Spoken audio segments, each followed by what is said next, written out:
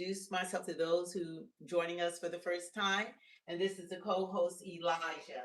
Thanks for joining us. Trump is getting ready to make a huge announcement. If you guys didn't see the announcement yesterday, we're going to show a little bit of it. That they're giving kids $1,000 if they're under 18. That the money is being donated.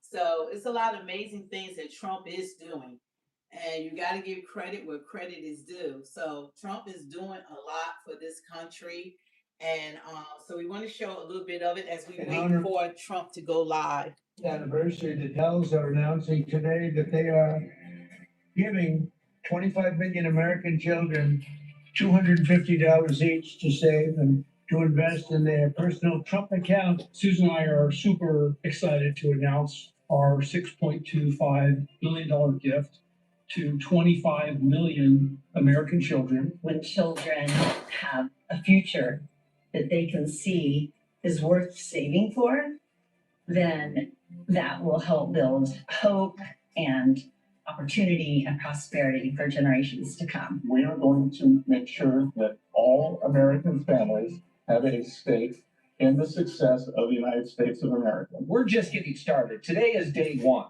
This is an extraordinary contribution, but it's the beginning of a drumbeat you're going to hear for the next 6 months leading up to the 250th anniversary of the country. I don't think there's anybody in the country who won't have heard about this. And this will be one of the many marquee achievements of the Trump administration.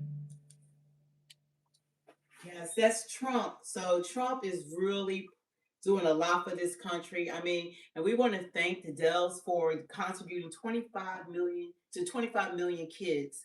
So I know it's billion, I think it's 6 point something billions of dollars. I was outside. 20 something billions of dollars that's being donated to 25 million United States citizen children who are under the ages of 18. So that's really amazing. So we're waiting for him to go live. We try to jump on because we try to come on when they are live.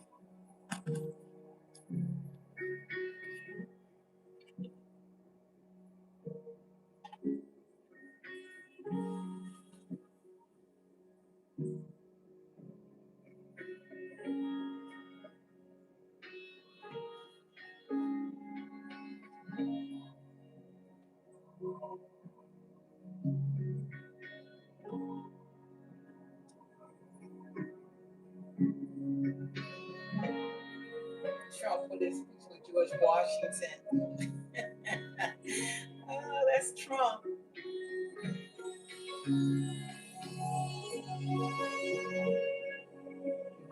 250-year celebration next year.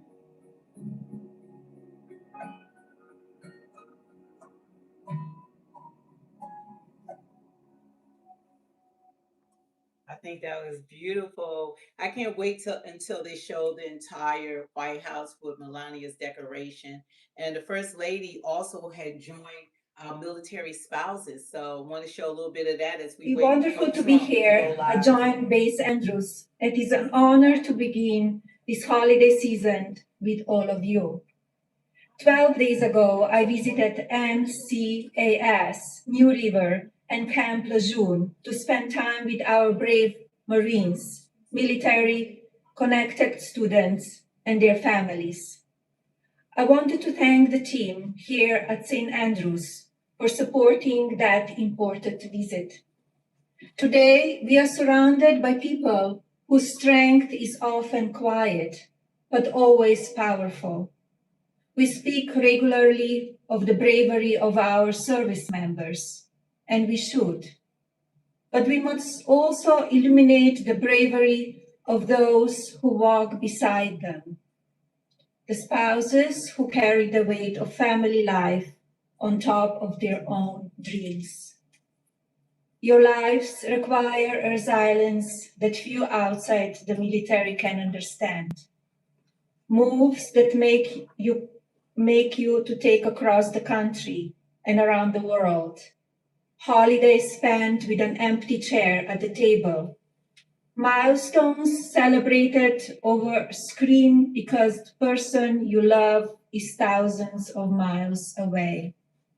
And yet, through every transition, every deployment, every homecoming. You continue to show grace, determination, and unbreakable spirit. You keep life steady for your children. You manage homes, careers, finances, and schedules, all while giving comfort to your family. You carry this extra responsibility because you love someone who has sworn to serve. Today, we are here with the American Red Cross, which has stood beside military families for generations. The Red Cross supports our service members, veterans, caregivers, and survivors across the globe. We are grateful for all they do to support and strengthen our military families.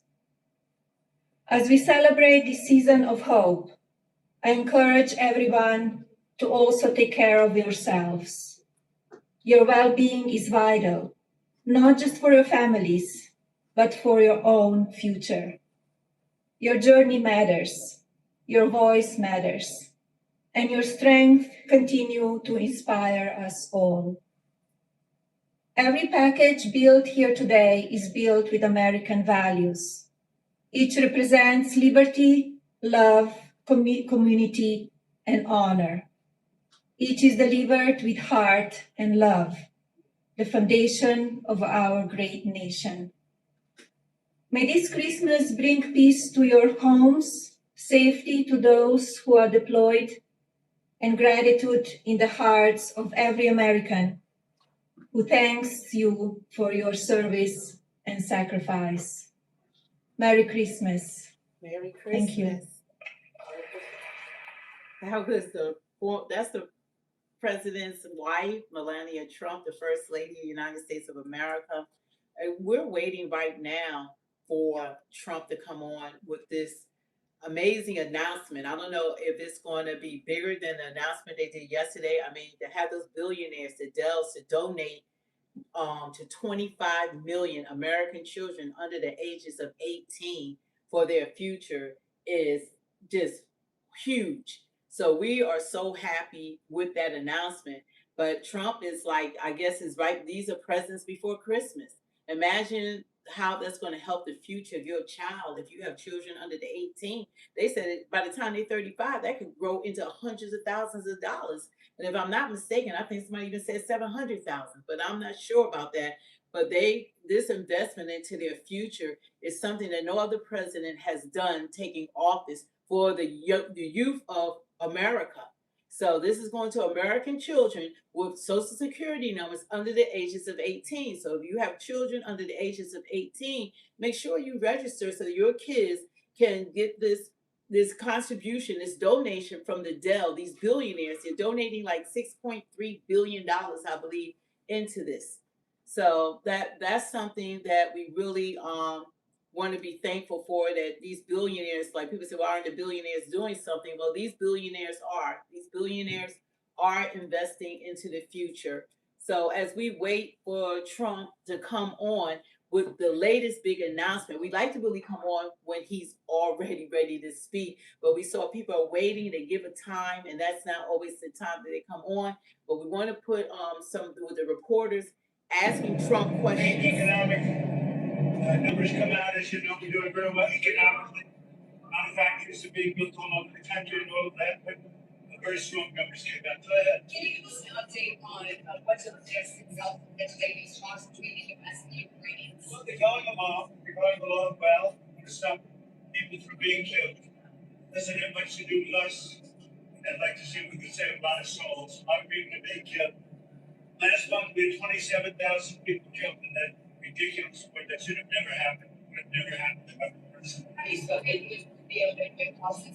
Yeah, I've spoken to them. They're doing well. Ukraine's got some difficult problems. But I think Russia would like to see that, and I think Ukraine would like to see it. You said that Ukraine has a big problem. We have a corruption situation going on, which is not helpful. Is that impeding the peace talks?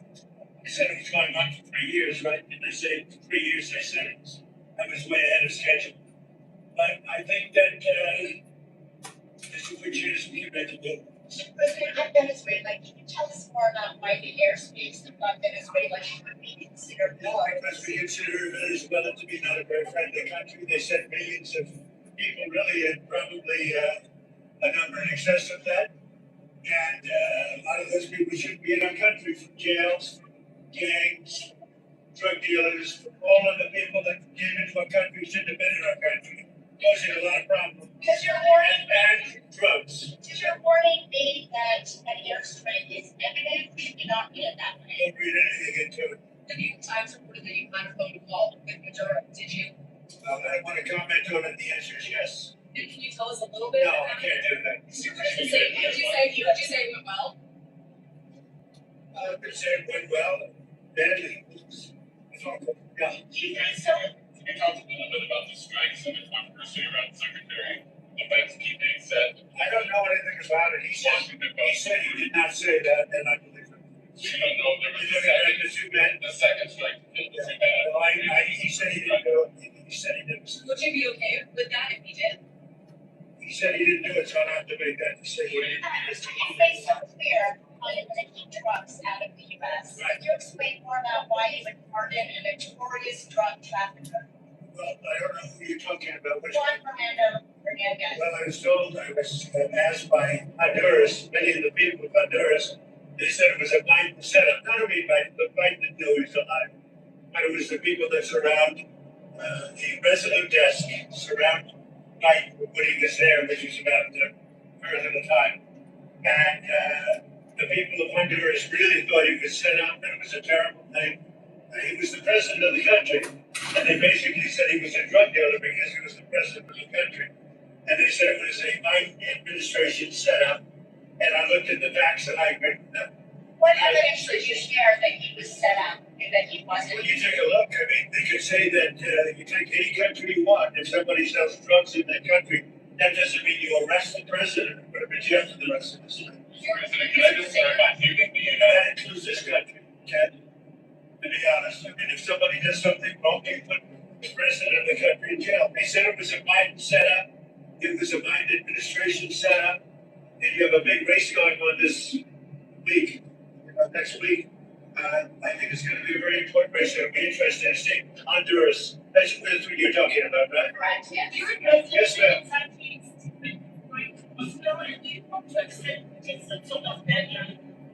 Well, what is the second part of your question? No, I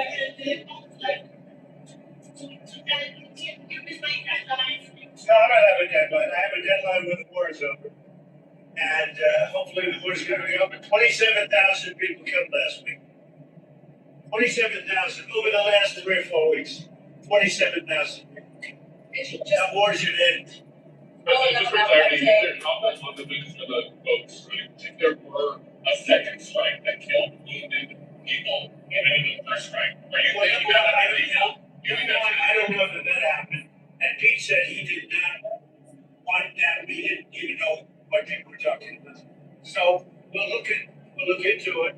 But no, I wouldn't have wanted that. Not the second strike. The first strike was very lethal. It was fine. And if there were 2 people around, but Pete said that didn't happen. Does that make you? I have great confidence. You say you called second strike? I don't know. I'm going to find out about it. But Pete said he did not order the death of the student. Do you have any concerns about how those boat strikes have been carried out at all? Very little, because you can see the boats, you can see the drugs in the boats, and each boat is responsible for killing 25,000 Americans. So they do an amazing job. And we're getting, you just look at the numbers. The amount of drugs coming into our country by sea is infinitesimal compared to what it was just a few months ago. What if you're And each boat, think of this, each boat on average is responsible for the death of 25,000 Americans. on immigration, your administration made a lot of moves throughout the last few days after we know that Afghan national is the suspected shooter of these National Guards. Yeah, and people that shouldn't be in our country. So you announced that asylum. And that includes Somalians and plenty of others. How long does your administration plan to pause asylum into the US? I think a long time. Can you give any? We don't want those people. We have enough problems. We don't want those people. Is that a year, 2 years?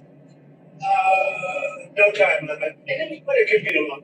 you said You that, don't want those people, do you understand it? I understand, You understand it? I understand, Who are you with? I get the station. Okay, I get good station, okay. Thank Let you. me just say something, you don't want those people, does that make sense? You know why we don't want them? Because many of them are no good, and they shouldn't be in our country. What do you mean by those people? The people from different countries that are not friendly to us, and countries that are out of control for themselves. Countries like Somalia that have virtually no government, no military, no police, all they do is go around killing each other. Then they come into our country and tell us how to run our country. We don't want that. You gotta talk up. She said how, but how much? Is there a list? Well, I guess we gave you 19, right? Okay. This is probably more than that. Is that what you mean, we need third world countries, those 19? No, I don't think they're all third world, but in many cases they are third world. They're not good countries. They're very crime-ridden countries. They're countries that don't do a good job. They're countries that don't register from the standpoint of success. And we frankly don't need their people coming into our country telling us what to do. And you talk about I'm talking denaturalization. about like Somalia, where you have a congressman that goes around telling everybody about our constitution. Yet she supposedly came into our country by marrying her brother. Well, if that's true, she should be a congressman, and we should throw her the hell out of our country. On top of that, in that same post, you mentioned Tim Walz, and you called him, what many Americans do find offensive or retarded. Do you stand by that claim of calling Tim Walz retarded? Yeah, I think there's something wrong with it. Absolutely, sure. You don't think You have a problem with it? You know what? I think there's something wrong with it. Anybody that would do what he did, anybody that would allow those people into the state and pay billions of dollars out to Somalia. We give billions of dollars to Somalia. It's not even a country because it doesn't function like a country. It's got a name, but it doesn't function like a country. Yeah, there's something wrong with Walz. Mr. President, you said that you might denaturalize some Americans. Is it? Can you talk You about mean people that are in here that shouldn't be here? that became Americans? Are you Well, trying we'll to- see. I mean, yeah, we have criminals that came into our country and they were naturalized maybe through a fight with somebody that didn't know what they were doing. If I have the power to do it, I'm not sure that I do, but if I do, I would denaturalize absolutely. Do you have a question? Yeah. What do you mean by, perspective? It means get people out that are in our country, get them out of here. I want to get them out. We got a lot of people in our country that shouldn't be here, and they came in through Biden. And he was the worst president in the history of our country. But the single biggest thing he did was allow millions of people into our country that shouldn't be here. Drug dealers, prisons were opened up and allowed to come into our country. And you take a look at the people that were allowed to come into our country. We're paying a big price for it, and we will for years to come, including the recent killer of two wonderful National Guards people. And I'll tell you what, that animal should not have been allowed to come into our country. Thank you very much, everybody. Thank you. I have spoken to both families. Well, I mean, I can give you an update. They're devastated. Does that make sense to you? They're devastated. Can you give us an update on the Well, as you know, the one is no longer with us. And Andrew is fighting for his life. And his parents are unbelievably great people, highly religious people. And they're praying, and they want everybody to pray for Andrew. And he has a chance to make it. But he's, his mother and father, they were so unbelievable. They were so positive. From West Virginia, great state. I spoke with Sarah's parents too. And the only thing I can say, they were devastated. Do you They plan can't even believe it. it's absolutely insane to use your children? Do you plan to bring the veterans to the White House? Do you Yeah, I do. I've already suggested it. I said, when you're ready, such a tough thing, come to the White House, we're gonna honor Sarah. And likewise, with Andrew, recover or not, we're gonna honor. I do have one more question about WICOG, because you mentioned, and this was asked previously, can you tell us what day WICOG is going to meet? And then on that, is that meeting, Sometime next week. okay, you want that, is it early next week, late next week? And can you, on healthcare basis, on You know, one of the reasons that healthcare can work is because of what I just did with favored nations. You can have drug prices coming down 500, 600, 700% because of me. In other words, we're gonna have the lowest drug prices, tied for the lowest drug prices anywhere in the world. It's called favored nations, and you don't talk about it. It's probably the biggest thing to happen in medicine in the last 100 years, and it can have a huge impact, positive impact on pricing for healthcare.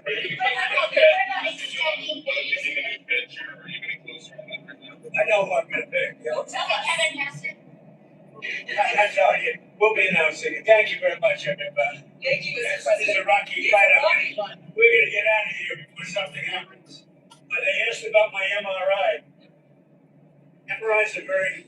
Governor Walz asking if this, Will you tell us what it was Governor for? Walz, you mean the incompetent governor? So if they want to release it, it's okay with me to release it. It's perfect. What was the what were they It's like looking my for? phone call. Where I got impeached. It's absolutely perfect. So if you want to hear about it, or if you want to release it, do you want to have it released? News Nation, failing News Nation. No, sir. News Nation is doing lousy, by the way. But if you want to have it released, I'll release it. Can you tell us what they were looking at? For what, release it? No. What part of your body was the MRI looking I at? have no idea. It was just an MRI. What part of the body? It wasn't the brain because I took a cognitive test and I aced it. I got a perfect mark, which you would be incapable of doing. But anyway, Thank you, Mr. thank you, President. sir. Trump. I mean, he is hilarious. I'm sorry, y'all, but Trump, I've never seen a president so, he's just tells it he's blunt. he's blunt about everything. Trump do not play. He do not hold back. He's like, what you see is what you get. And that's Trump live. Why did he end it like that? He said what you did. Yeah, that's how Trump is. He's not here for the nonsense, and that's how he is. And he called the one lady, he said, "Oh, it's News Nation." He's like, I think he called it like Scanning Nation or Lion. Yeah, but he's dealing with the Somalis. They some of these billions of dollars with some scam going on, and it's all kinds of stuff. But right now, Pentagon is Singlegate report find headsets violate Defense Department regulations. So headset is coming under scrutiny right now. It's probably because of that second strike on that plane. The boat from Venezuela. Like once they had struck the boat once, but the second strike, if they're survivors, then they said that you're not supposed to, not supposed to strike it again. So I don't know what's going to happen. A lot of stuff is going to happen during this administration. It's going to be a lot that's going to happen. And I think a lot of the people in the administration, they're trying to backstep. You can talk what's going on. Their positions, because Trump was like yesterday, I didn't know anything about the strike. I have nothing to do with it. He gave it over the headset. He didn't know anything about the second boat strike, that it was someone under him, that he's after 2 hours, he left, I guess, the office or whatever. So they're not taking accountability. But when you're the leader, you're the head, then you're held accountable. So headset is going to be held accountable for his subordinates and people that's under him. So what's more information on Trump and Somali or something? I can't hear you. What's more information on Trump and Somali?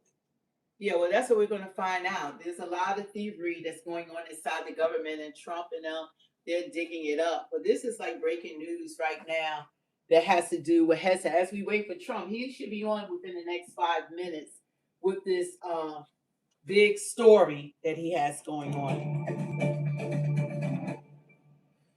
The Pentagon's internal watchdog has determined Defense Secretary Pete Hegseth jeopardized sensitive military information and could have endangered American service members when he shared certain details about U.S. military operations in Yemen in a private Signal group chat earlier this year. This is according to a U.S. official and a person familiar with the report's findings. The report found the defense secretary violated Defense Department policies when he used his personal device for official business to transmit sensitive U.S. military information to other top Trump officials and the editor-in-chief of The Atlantic magazine. That person was unknowingly on that thread, unknowing to the defense secretary. Sources say the report does not address the question of whether Hegseth declassified the information before it was posted in that Signal group chat. The House and Senate Armed Services Committee have received the report. The current version is classified. The redacted version is expected to be made public as early as tomorrow. CBS News Pentagon reporter Eleanor Watson joins us now. So, Eleanor, what more can you tell us about the report based on what sources are telling you? Yeah, well, Lindsay, sources tell us that the report found that Hegseth did potentially endanger troops and the mission against the Houthis in Yemen in March when he shared these sensitive details over Signal. That's according to a source familiar and a U.S. official. If you remember, during the March Signal messages, the Pentagon was conducting a campaign against the Houthis in Yemen that ended up being Operation Rough Rider, with strikes against the Houthis for over 50 days. In that group chat that unknowingly had Atlantic editor Jeffrey Goldberg on it, Hegseth shared details about the platforms, the timing, when these strikes were going to happen. And the IG found, according to our sources, that could have endangered troops and risked the mission. Now, the classified version was delivered to Congress, the Hill, earlier this week, and an unredacted version for public release is expected tomorrow. The secretary from the get-go has said he did not share war plans over Signal, but what this IG found is that the details in those messages, at the very least, risked endangering troops. Okay, I want to get back to Hegseth in a second, but the person who inadvertently added Goldberg to the message was, at the time, National Security Advisor Mike Waltz, right? He's now the UN ambassador. Will this report address that part at all? As far as we know, the investigation scope was about the secretary's use of commercial apps like Signal. What we may find in the unredacted version tomorrow is more than just the messages that were posted by the Atlantic. But what we learned in March about the messages is that Hegseth was the one who shared sensitive details, even though Mike Waltz was the one who inadvertently added him to the messages. One other thing, Lindsay, I want to note about what the sources tell us the report says is that the details that Hegseth shared in Signal were transmitted to him, shared with him by U.S. Central Command, which is the combatant command overseeing those operations against the Houthis. And the report, according to our sources, did find that U.S. Central Command shared those details with the appropriate secret, no foreign classification before they were shared in that group chat. Okay, let's talk about whether these details were classified or not prior to the defense secretary sharing it. What do we know about that, and why is that piece of the puzzle significant? Well, anyway, I think a lot of Trump's administration, they're going to be under a whole lot of scrutiny when it's all said and done, because some things are going on that, I don't know. I think that people are waiting for them to be held accountable for some decisions that have been made. And it's going to be pretty ugly when things start coming out.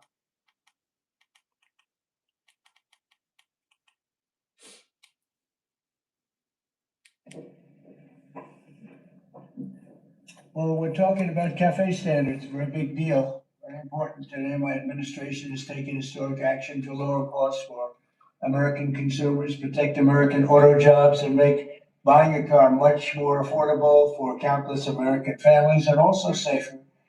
We're officially terminating Joe Biden's ridiculously burdensome, horrible, actually, cafe standards that impose expensive restrictions and all sorts of problems, gave all sorts of problems to automakers. And we're not only talking about here, we're talking about outside of our country, because nobody could do it. Nobody wanted to do it, and it was ridiculous, very expensive. It put tremendous upward pressure on car prices, combined with the insane electric vehicle mandate. Biden's burdensome regulations helped cause the price of cars to soar more than 25%. And in one case, they went up 18% in 1 year. Today, we're taking one more step to kill the Green New scam as part of the greatest scam, probably, well, other than Russia, and a few others I could name. The greatest scam in American history, the Green New scam. And it's a quest to end the gasoline-powered car. This is what they wanted to do, even though we have more gasoline than any other country by far. And people want the gasoline car. They want everything. They want electric. They want to have lots of alternatives, but they do want the gasoline car. Right now, it's leading away by a lot. The The car business is a very interesting business, but we want to keep it that way. I want to thank Transportation Secretary Sean Duffy, Deputy Transportation Secretary Stephen Bradbury, as well as CEO of Ford, Jim Farley. Jim, where is Jim? Let's see. Hi, Jim, congratulations. You're doing a great job. CEO of Stellantis, Antonio Filosa. Thank you very much. Chairman of the National Automobile Dealers Association, Tom Castrito. Yes, sir. Thank you very much, Tom. Great to have you. And Manager, General Motors Orient Plant, John Urbanek. Yes, sir. Thank you, sir. Great to have you guys here. I'm going to say a few words in a minute about how ridiculous this was, but we've just freed you up. So you're going to have a good day and have a good number of years. Thanks as well to Senator Shelley Moore Capito, Ted Cruz, Kevin Craven, Marsha Blackburn, Eric Schmidt, and Bernie Marino, as well as Representatives Sam Graves, Vern Buchanan, Mike Kelly, Roger Williams, Lisa McLean, and Troy Balderson. All great people. These are great people. And I know there's a lot of support along beyond the people that are here. We had tremendous support on this. From day one, I've been taking action to make buying a car more affordable. I signed an executive order to end the unfair, expensive electric vehicle mandate. As you know, we had to have an electric car within a very short period of time, even though there was no way of charging them and lots of other things. It would have cost $5 trillion to build the charging plants. And as you know, in certain parts of the Midwest, they spent, to build 9 chargers, they spent $8 billion. So that wasn't working out too well. That was done before me, by the way. I wouldn't have let it go forward. We're canceling the EPA's observed tailpipe emission standards. One of the most important things that I've never had a group of people come to me more powerfully and really just devastated that they had to do it. It was killing them than the automobile manufacturers, the tailpipe emission standards. And I can tell you, your people at Ford were coming to me all the time and they were saying, like, please, it doesn't do anything and it's killing us. And it's driving the cost through the roof. And we revoked Biden's emissions waiver for California so that California communists could not regulate the automobile industry and ruin the entire nation of automobiles. And they were doing that too. But we have that now under control also with your governor, who's got much more than he can control. Now, under the new rules being issued today by Secretary Duffy, the Department of Transportation will rescind the Biden fuel economy prices. And I hate to say that because they were really not economy. They were really, they were anti-economy. They were horrible what they were doing to the costs and actually making the car much worse. But these policies forced automakers to build cars using expensive technologies that drove up costs, drove up prices, and made the car much worse. The action is expected to save the typical consumer at least $1,000 off the price of a new car, and we think substantially more than that. Under the Trump administration, $70 billion are now being invested in the American auto industry. Ford has announced it will invest $5 billion across its Kentucky and Michigan plants. Is that a correct statement? That's right. That's a lot, $5 billion. You could do more. Creating at least 4,000 new jobs. Stellantis announced it will invest $13 billion to expand its U.S.-based manufacturing by more than 50% and open new manufacturing facilities across the country. And I think a big part of that is also the tariffs. Because of tariffs, they're coming in. Not only the automobile industry, AI, we're leading China in AI, we're leading everybody in AI, we're leading everybody in everything. We have the hottest country right now. I will tell you, a lot of political people behind me, great political people, very successful political people. We have the hottest country anywhere in the world.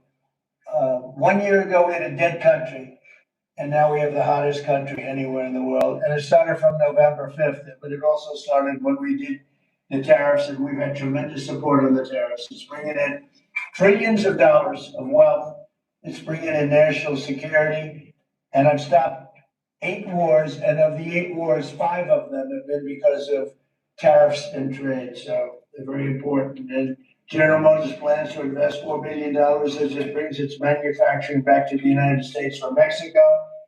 after falling by 5% under Biden. U.S. auto production has surged by 10% so far this year. You know, I won the auto workers, but now even the head of the auto workers said Trump is the greatest president we've ever seen. And he happens to be right about that.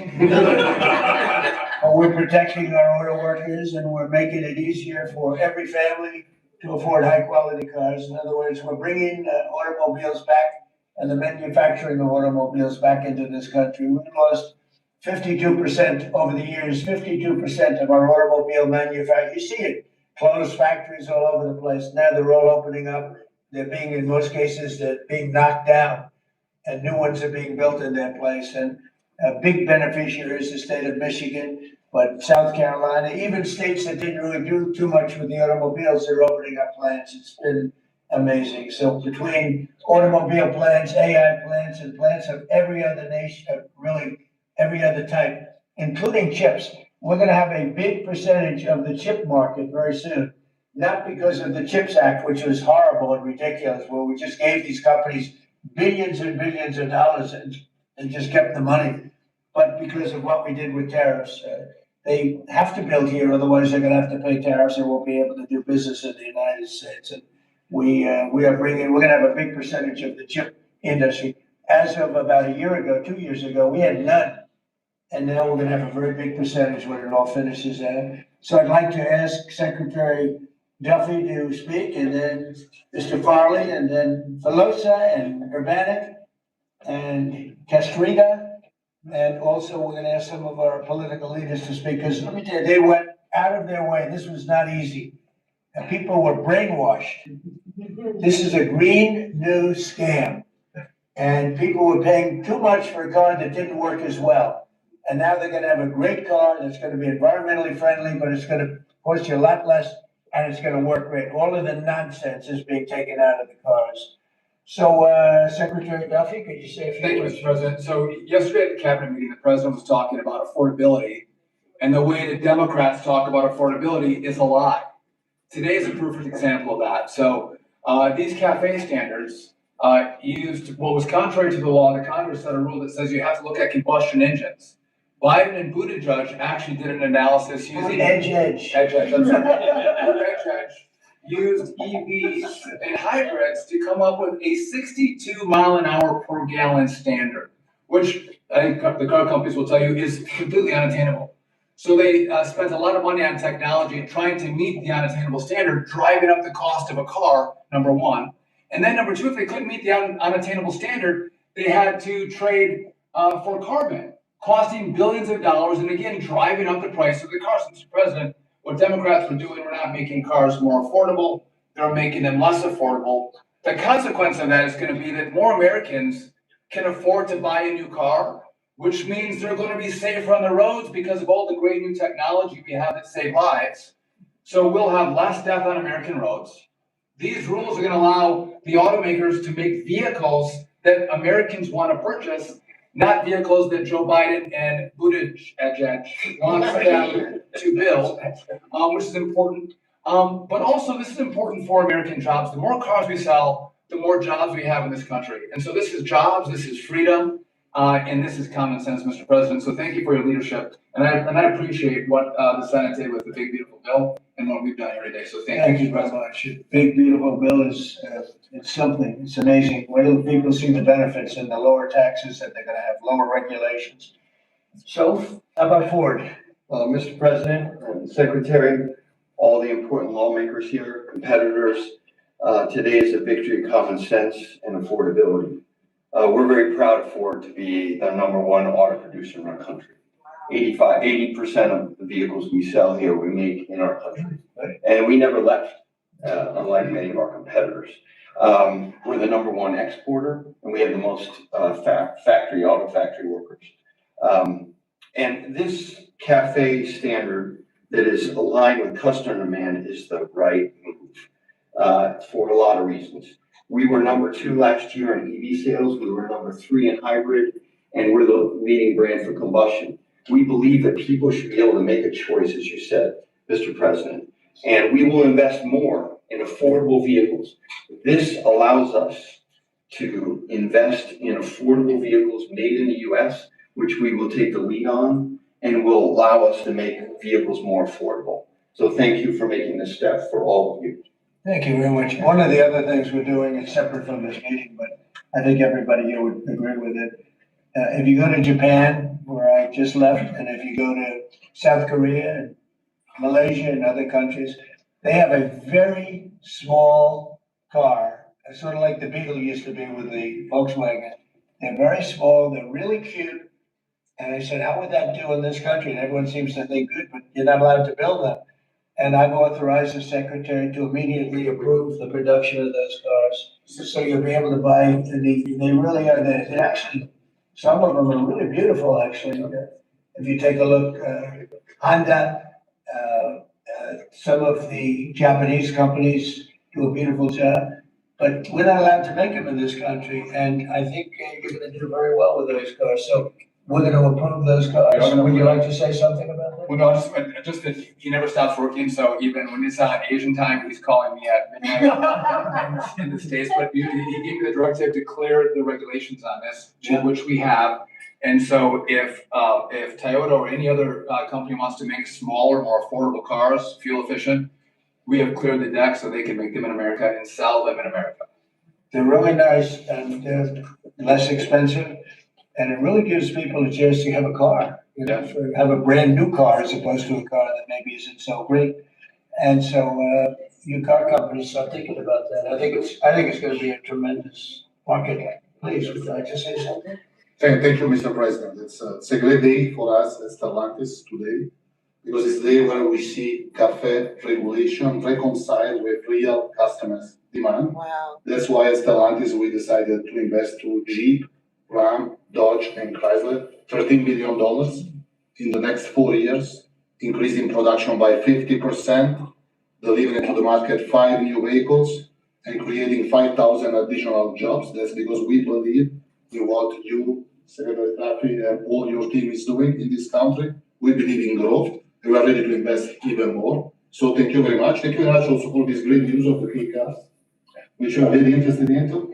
And we are very looking forward to work with Secretary Duffy, your team, in the future for the next steps. Thank you very much. We'll get ready for those cars because we've already cleared the way. You can start right away.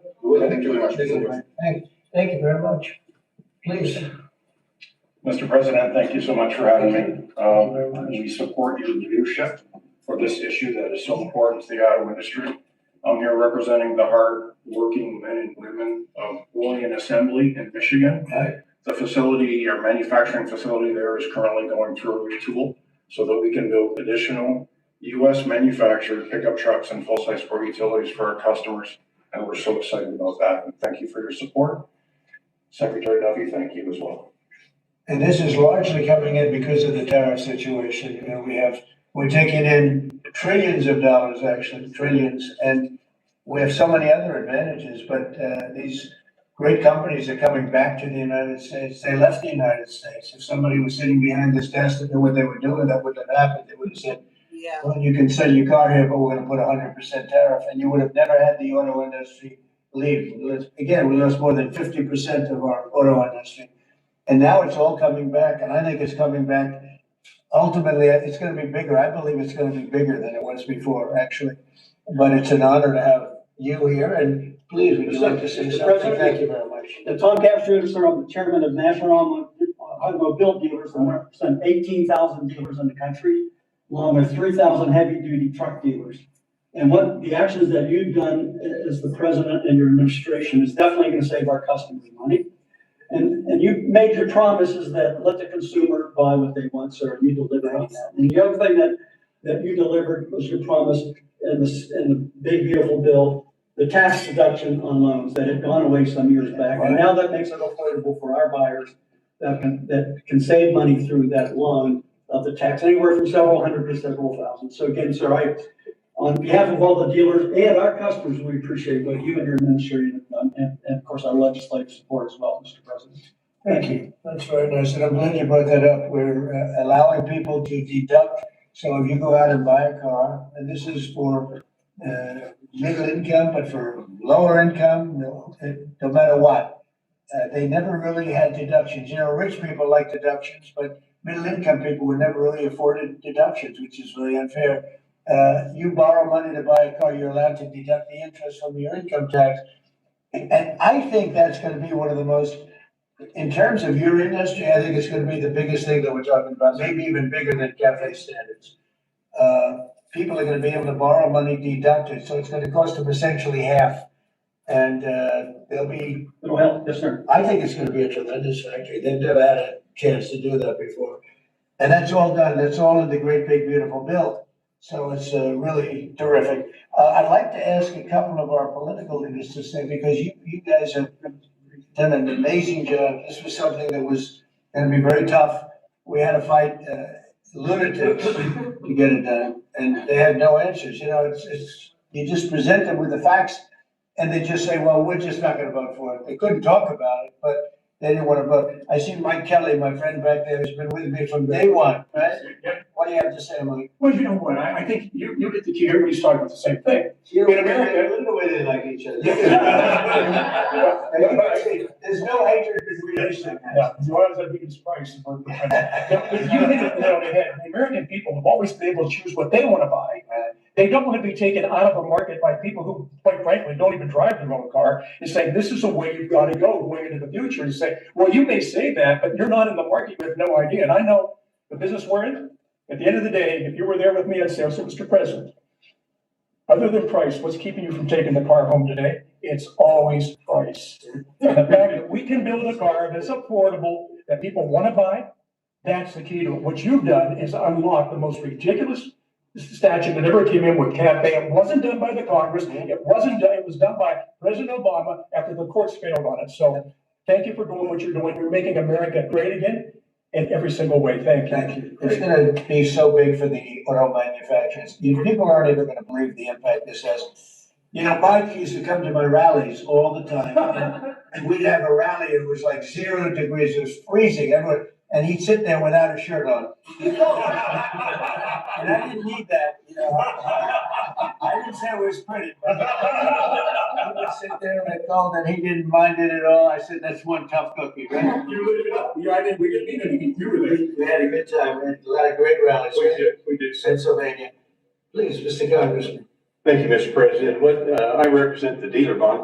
I'm a dealer, and we have some other dealers in here, but this is huge for the dealer body, the local car dealer. We're going to be able to sell what the customer wants, and the manufacturer's going to make what the customer wants. We've got all kinds of options to the big bill. It's going to enable people, as we talked about, to deduct payments and so forth. As we say in the business, they've never been cheaper than they are today, Mr. President. And it's going to be a great opportunity for the dealer body to sell what consumers want. And 99% of the businesses in America are small businesses. Many are car dealers. Boy, a lot of people. It's going to be a great year for us. We appreciate your leadership. And we appreciate that from a retail standpoint. We appreciate the manufacturers going to step up and build cars that customers want and that we want to sell. So thank you very much. And thanks to a great country.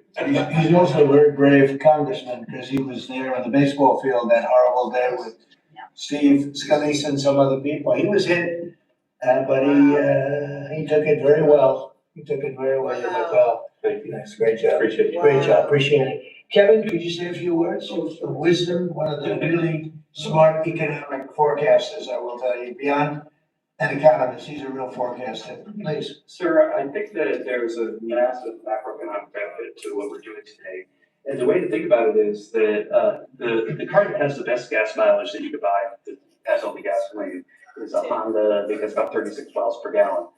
Joe Biden wanted to make every car on average be above 50. So there's no car made in the US that you would be able to sell 2 years from now, 3 years from now, under that rule. Because what he wanted to do is make everybody have an electric car, as you know.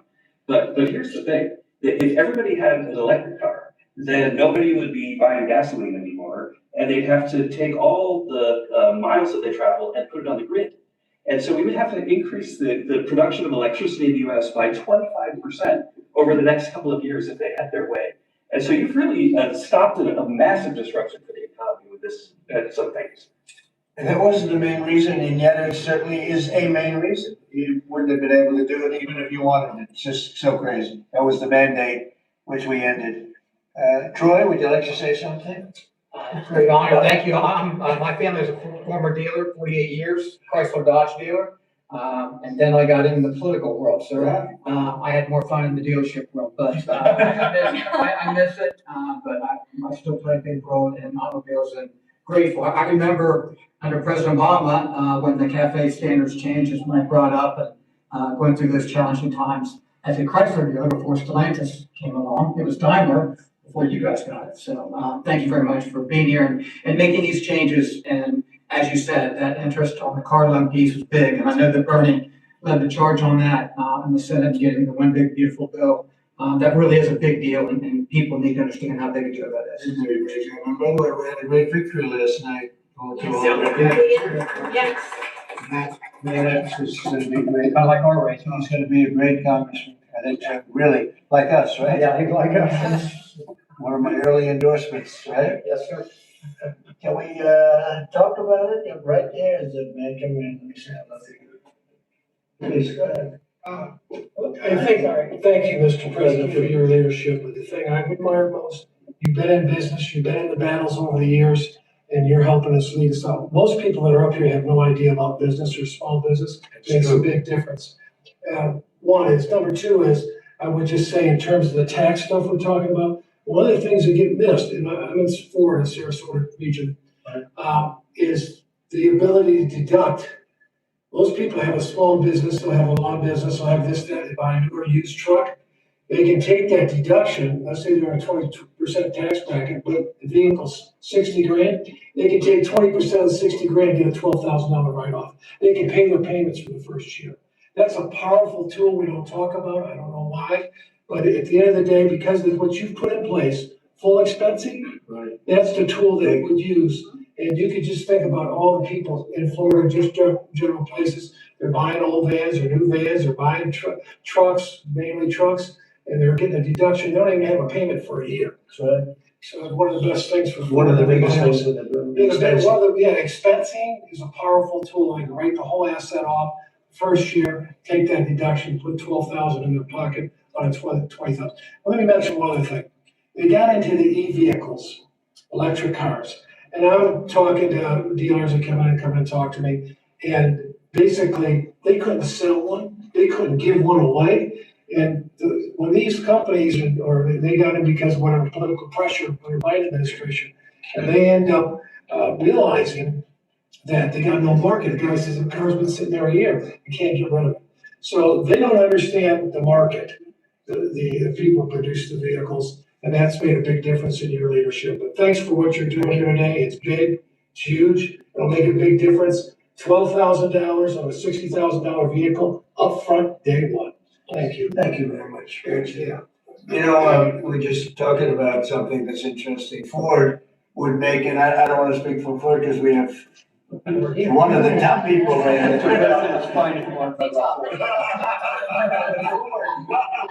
Ford would make numerous electric cars in order to sell one Ford 150.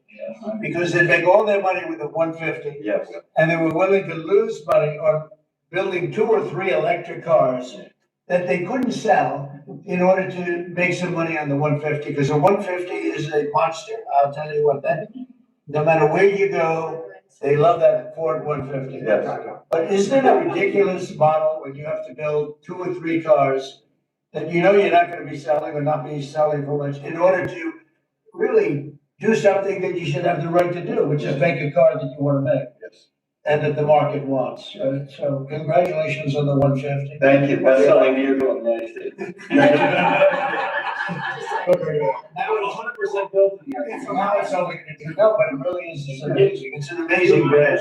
There's a lot of good things out there. What would you like to say? Yeah, I thank you, Mr. President and Secretary Duffy and all of us. You know, one of the last times I was here is when you signed the electric vehicle CRA, Congressional Review Act, that all of us participated in, the beginning of really making common sense because it was going to impact 17 other states and really a large part of our economy. This is about affordability here. I'm just going to say one thing. Well, maybe I already said one thing. So now I'm going to say two things. When we talk about car and auto, we sort of talk about just, oh, we need a car. Do you know what a car does for a family? You can take your children to school, you can go to the store, you can visit your mother, you can go to church, you can have a job, you have the flexibility that you need. A car for an American family is about a roadway to prosperity. It's a big deal. And so by making them more affordable, making them more choice driven by what families want and need, today is a great day for the American family. Thank you. And the American worker. Say. Well, thank you, Mr. President and Secretary Duffy, and to my colleagues that are here. In Tennessee, we make great automobiles and we have a fantastic workforce. And whether you're GM or Ford with their new investment in Tennessee, or Nissan or VW or Toyota with the engine plant, what you see is the components that are necessary to build these cars. And removing these standards and making cars more affordable does mean that more people will purchase them, but it also means we're going to have to make more cars to meet that demand. And for Tennessee, that is a great thing. So, I'm just sitting here and thinking, like, we have the biggest auto manufacturers in the world. They're talking about investing billions and they're investing it as we speak, but billions and billions of dollars in our country. Thank you very much. And they're not like, well, maybe we'll do it. They're doing it because of tariffs, and they're doing it because of maybe they like the president, and we're doing things like this for them, which frankly, no matter who you are, this should be done. And we're doing things like deductibility of interest when you borrow money. To buy a car, you're allowed to deduct it from your income tax. That is a massive tax cut for people that probably are going to be trying to buy that car anyway. And I really think that interest factor is going to be one of the biggest things. I was proud of that because I thought of it and it seems so simple. Other people are allowed big interest. If you're a rich person, you're allowed to have big interest deductions for different things you do. But if you're a middle income person that has to buy a car, you were never entitled to anything. And now you're getting a full interest deduction on the loan. And I think that's going to have one of the biggest impacts. But we're here with companies that are investing tens of billions of dollars in our country as we speak. It's not going to be in 2 years or 3 years. A lot of it's because of the expensing provision in the bill and the big, beautiful bill. But a miracle is happening in our country. It's a miracle. This is just the auto industry. But we have other industries where it's the same thing. They're building all over our country, and this is a revolution is happening. It's a business revolution. It's a jobs revolution. It's a car revolution. We're bringing back the car industry that was stolen from us because we had people that didn't know what they were doing sitting at this desk. They put the wrong people in because they weren't advised properly. And this is really an incredible thing that's happening. Go ahead. Yeah, well, thank you, Mr. President. And I think in many respects, pretty much everything that could be said has been, except that I think what Kevin talks about in terms of the cascading economic opportunity from this one single event is just the tip of the iceberg. When you think of all the rules and regulations that you have repealed, I think it's more important, frankly, than the tax cuts. However, in the Working Valley Tax Cuts Act, remember we made permanent a lot of really good policy from the first Trump era, not the least of which for small businesses is bonus depreciation. The opportunity to depreciate the year that you purchase an F-150 for your small business or a large truck for your farm. I just think we're going to roll into 2026 and we're going to see an escalation of economic opportunity, the likes of which I probably have never seen. I think nobody's ever seen it, nobody in the world, because there's never been 18 or whatever it ends up being. In 10 months, we have $18 trillion being invested. We never had $1 trillion being invested. And Biden had much less than that. Think of it. He had less than $1 trillion over 4 years. We have 18 trillion in 10 months. And it's actually as of 9 months.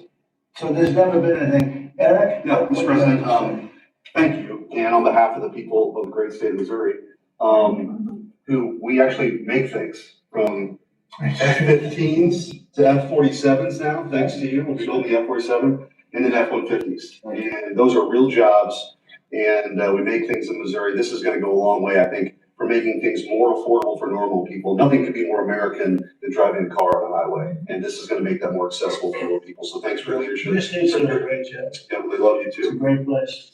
Thank you. Please.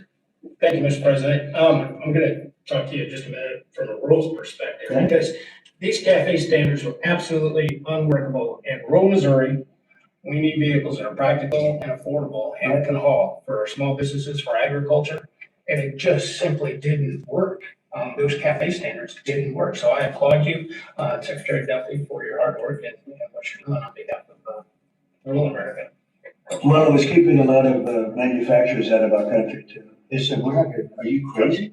They thought, outside manufacturers thought we were absolutely insane with all of the different things. And just made up nonsense. It was like made up, it was really made up by people that hate our country. I really, does anybody else have anything to say? I'd say about two quick things. Oh, no, Bernard, Two quick things I think are really important.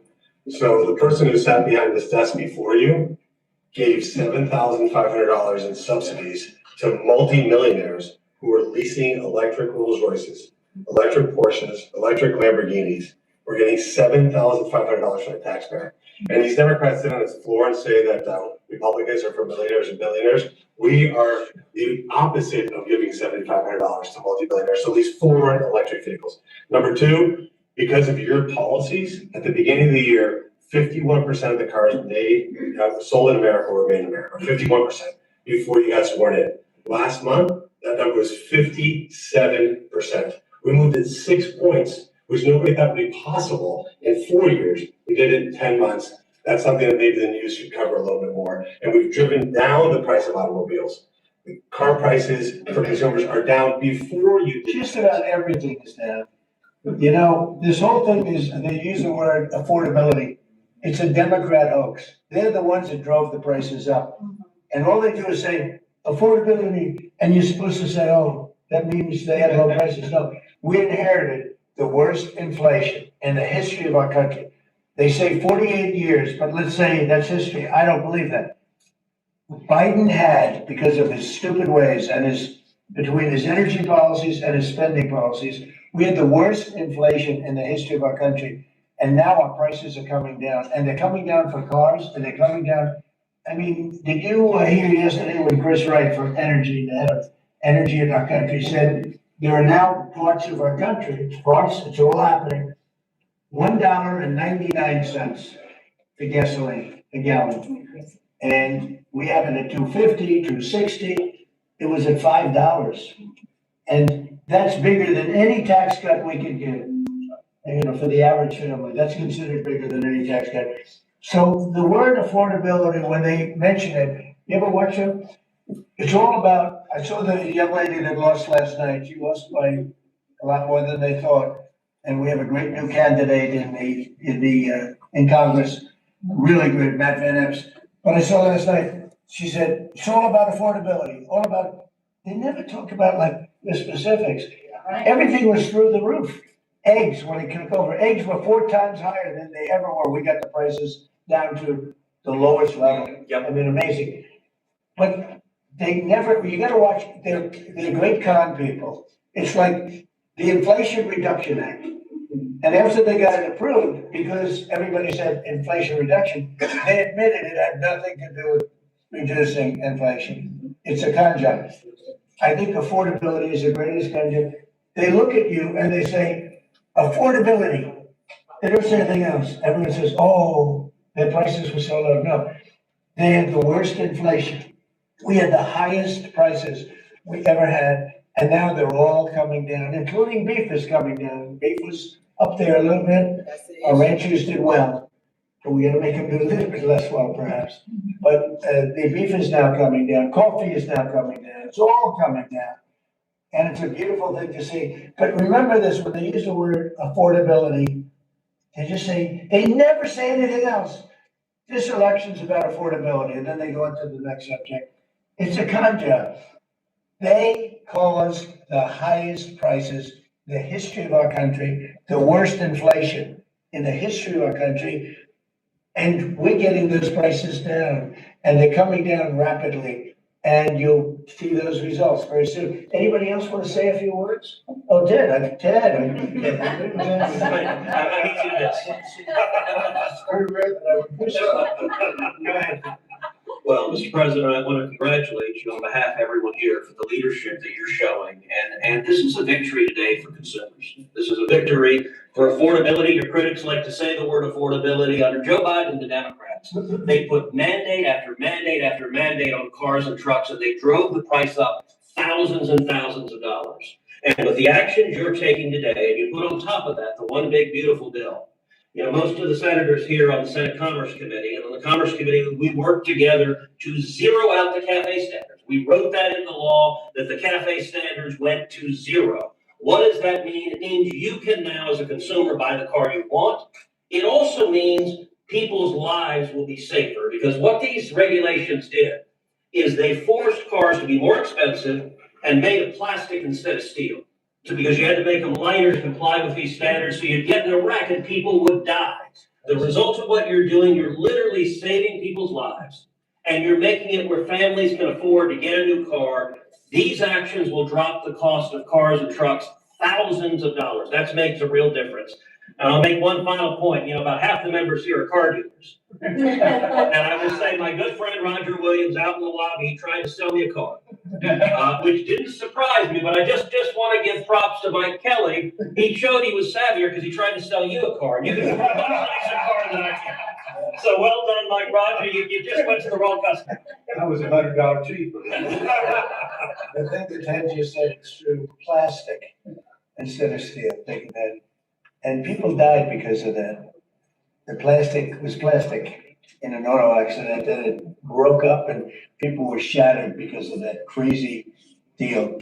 But it's a really good point. And Mr. President, I'll tell you, the Senate Commerce Committee on January 14th, we're going to have a hearing with all the big three there and Tesla. And the entire hearing is going to focus on how your leadership has reduced the burdens on car makers. That's lowering costs, that's giving consumers more choices, and it's producing more jobs in America. And it's highlighted, that's a real record of success. Well, it's an honor. And, you know, they were going by California. We had like 2 different countries, California and 15 that followed California, because you had 15 states follow California. And the rules from California were just like everything else. That's why people are leaving. That's why it's such a mess. It's got there's a state with such unbelievable potential. But what they did with the car industry is incredible. And that was, you know, the car companies didn't know what to do because they had 2 standards, and you can't build 2 different cars for the same country. And what we're doing today is very big. Would anybody like to say something? Would you like to say something, my friend? I just want to say thank you. Thank you. Brian, and we love you, Brian. Oh, I love you too, Mr. President. I've always said he's a good man. Well, I appreciate that. I've always said you tackle the three M's: mortgage, munchkins, and marriage. You've solidified all of those. I'll add motor vehicles to that now. My question, I got one about consumer confidence. We just came off of a record high Black Friday of 9.1%. Record high, highest ever, biggest amount ever purchased in one day. Which I think counters this narrative of affordability, because apparently the Americans are spending money. So I want to see, how do you view that for consumer confidence being so high going into Christmas and going into next year? And I do have one for the auto group. Yeah, I just think that we have tremendous confidence in the country. You know, one of the things in terms of confidence, if you go back a year and a half, you know, it's amazing, we're like into 10 months already, but you go back a little bit before the election, because after November 5th, it started changing rapidly, even though we were running it until January. But when you look back and you look at the enlistment of soldiers, people that wanted to join the military, the Army, Navy, the Air Force, Marines, Coast Guard, it's like booming, it's all Space Force. But we had the worst recruitment in the history of our country. A year later, we have the greatest recruitment in the history. You can't even get in. Getting in is like getting into a top college that you couldn't get in. The people want to be in the service now, and that includes the police and firemen and other things. You couldn't hire police, you couldn't hire anybody in the Army or the Navy. you couldn't get people in. And we now have gone from that to record recruitment. We're getting high quality people, amazing people, wanting to be in the military. They have spirit now, you know, call it what you want, but that's part of it, but they have great spirit now. So it's a great thing. Go ahead, ask your second question. Okay, my second question, I've got a lot of close family friends in the automotive business, own dealerships all across Southern California. They sent me a question to ask you. There's a thing called a mileage blocker that is installed on vehicles. It's a type of computer chip which alters the actual mileage driven on the vehicle so that when you have a leased vehicle that's turned in, you're losing thousands of dollars and will chase down these manufacturers. What can we do to track down these manufacturers of this illegal computer chip that's really hurting automotive? Have you heard about this? Yes, sir, they're getting built in China, and most of them are coming out of Great Britain, sir. They're being distributed through China to distributors selling them online through Great Britain, yes, sir. I thought that's so good. What do you think? Oh, look at that. Yeah. You, Bernie, do you know anything about that? It works on older vehicles and, obviously, we gotta do a better job. Yeah, I think it's something, I've never heard of it. Very good. We never heard of it. That's pretty good. Mr. President, you released video of that first boat strike on September 2nd, but not the second video. Will you release video of that strike so that the American people can see for themselves what I don't happened? know what they have, but whatever they have, we certainly release, no problem. You know, we stopped, every boat we knock out, we save 25,000 American lives. And if you look at our numbers, the drugs coming in through sea are down 91%. I'm surprised there's 9% you want to. I don't know who's doing the 9%, but it's down 91, and we're gonna start very soon on land, and I'm sure you're thrilled to hear that. And on Ukraine, Steve Witkoff and Jared Kushner were there last night with Vladimir Putin. Can you give us an update about those talks? It sounds from what the Kremlin is saying, that they're not going to compromise. Can you tell us what you've... I don't know what the Kremlin's doing. I can tell you that they had a reasonably good meeting with President Putin. We're gonna find out. It's a war that should have never been started. It's a war. If I were president, we had a rigged election. If I were president, that war would have never happened. It's a terrible thing. But I thought they had a very good meeting yesterday with President Putin. We'll see what happens. It's, you know, when I was in this office and I talked about no cards, I said, you have no cards. That was the time to settle. I thought that would have been a much better time to settle. But they, in their wisdom, decided not to do that. They have a lot of things against them right now. But you have President Putin had a very good meeting yesterday with Jared Kushner and Steve Witkoff.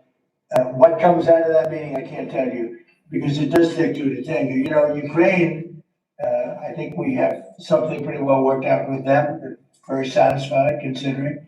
But the sad part is if I were president, no war would have ever happened. They would have had 100% of their territory. Nothing would have happened. It's a very sad situation. So think of this. Last month, 27,000 soldiers, 27, that's like, you take a stadium, a football stadium, not an arena, and you cut it in half. 27,000 people died, young, mostly young soldiers, died last month, in 1 month. And that's the only reason I'm involved. You know, we're not spending any money in the war, we're selling to NATO. We're not being ripped off like we were under Biden. Biden was handing everybody everything we had, giving them all the missiles, everything they wanted, free, no charge, or just, he had no idea what he was doing. They're paying top dollar, full price for everything, goes to NATO and then NATO distributes it. NATO pays us. So we're not, it's not money. We would all, I think I can speak for everyone behind here. The politicians I know and the auto manufacturers are good people. They don't want to see 27,000 people die for no reason whatsoever. And that's the only reason I'm trying to help. Yeah, please. Mr. President, switching to Venezuela for a second. Have you checked back with President Maduro? Is your pressure campaign working? And do you think, how's your response? You tell me, is it working? It's not pressure campaign. It's much beyond that, I think. But I spoke to him briefly, just told him a couple of things.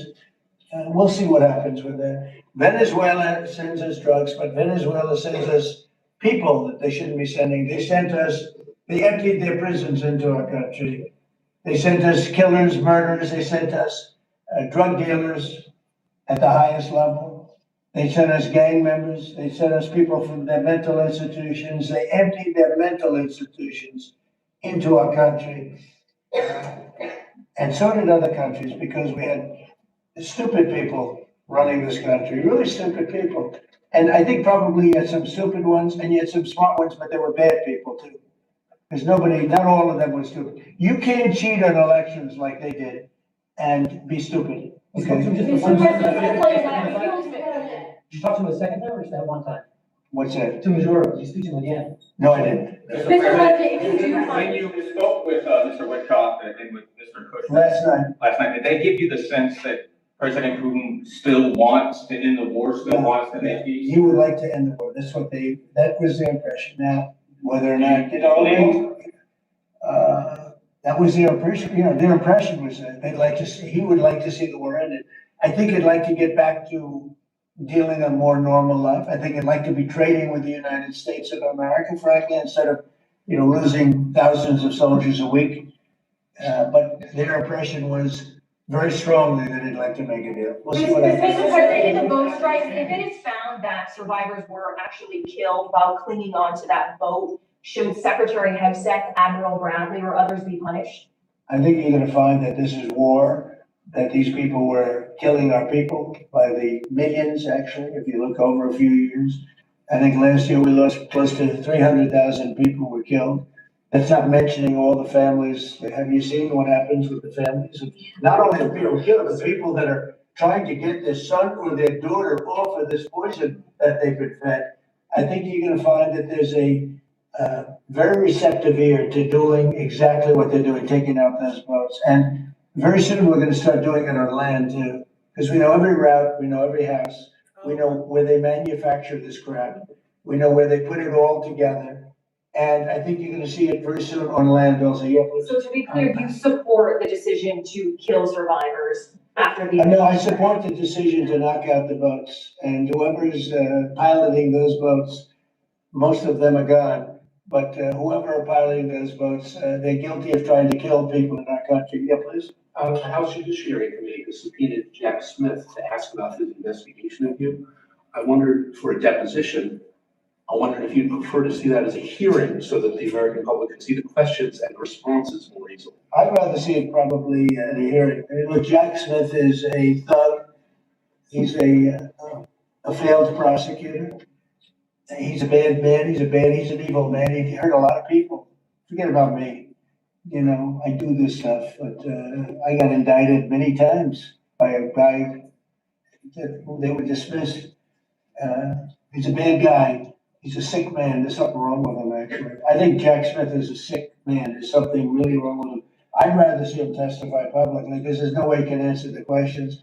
But Biden knew this was going on. Kamala knew it was going on.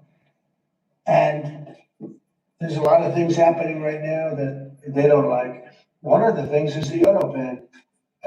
Everything he signed, almost, with the exception of the pardon of his wonderful son Hunter, just about everything he signed was not signed by him.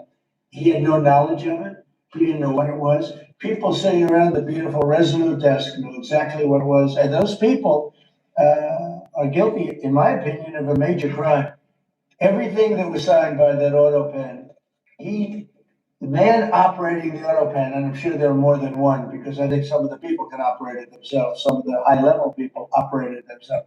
They would just go in and sign his name with an auto pen onto very important documents, not only pardons, but policy, maybe cafe standards. Here's an example. Who signed cafe? If you ask Biden what's a cafe standard, he would have absolutely no idea.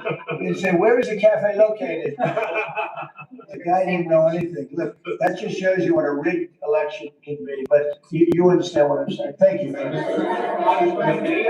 You've had conversations with Jensen. Right, so in your conversations with him, have you kind of given a sense of where you are with export controls and the types of chips that NVIDIA can give to China? He knows very well. He's done an amazing job. NVIDIA, very good. Yeah. Mr. President, when do you expect for phase 2 of the Gaza East to be implemented? Well, it's going along well. They had a problem today, I understand, with a bomb that went off. hurt some people pretty badly, probably killed some people. They're telling me it just happened. But it's going on great. We have peace in the Middle East. People don't realize it. We have tremendous support. 59 countries. There's tremendous support. But phase 2 is moving along. Yeah, it's going to happen pretty soon. Mr. President, did you speak with House Republican leadership about your decision to pardon Congressman Henry Cuellar? And are you concerned that you made a vulnerable Democrat perhaps less vulnerable with that decision? It didn't matter. He's a respected person.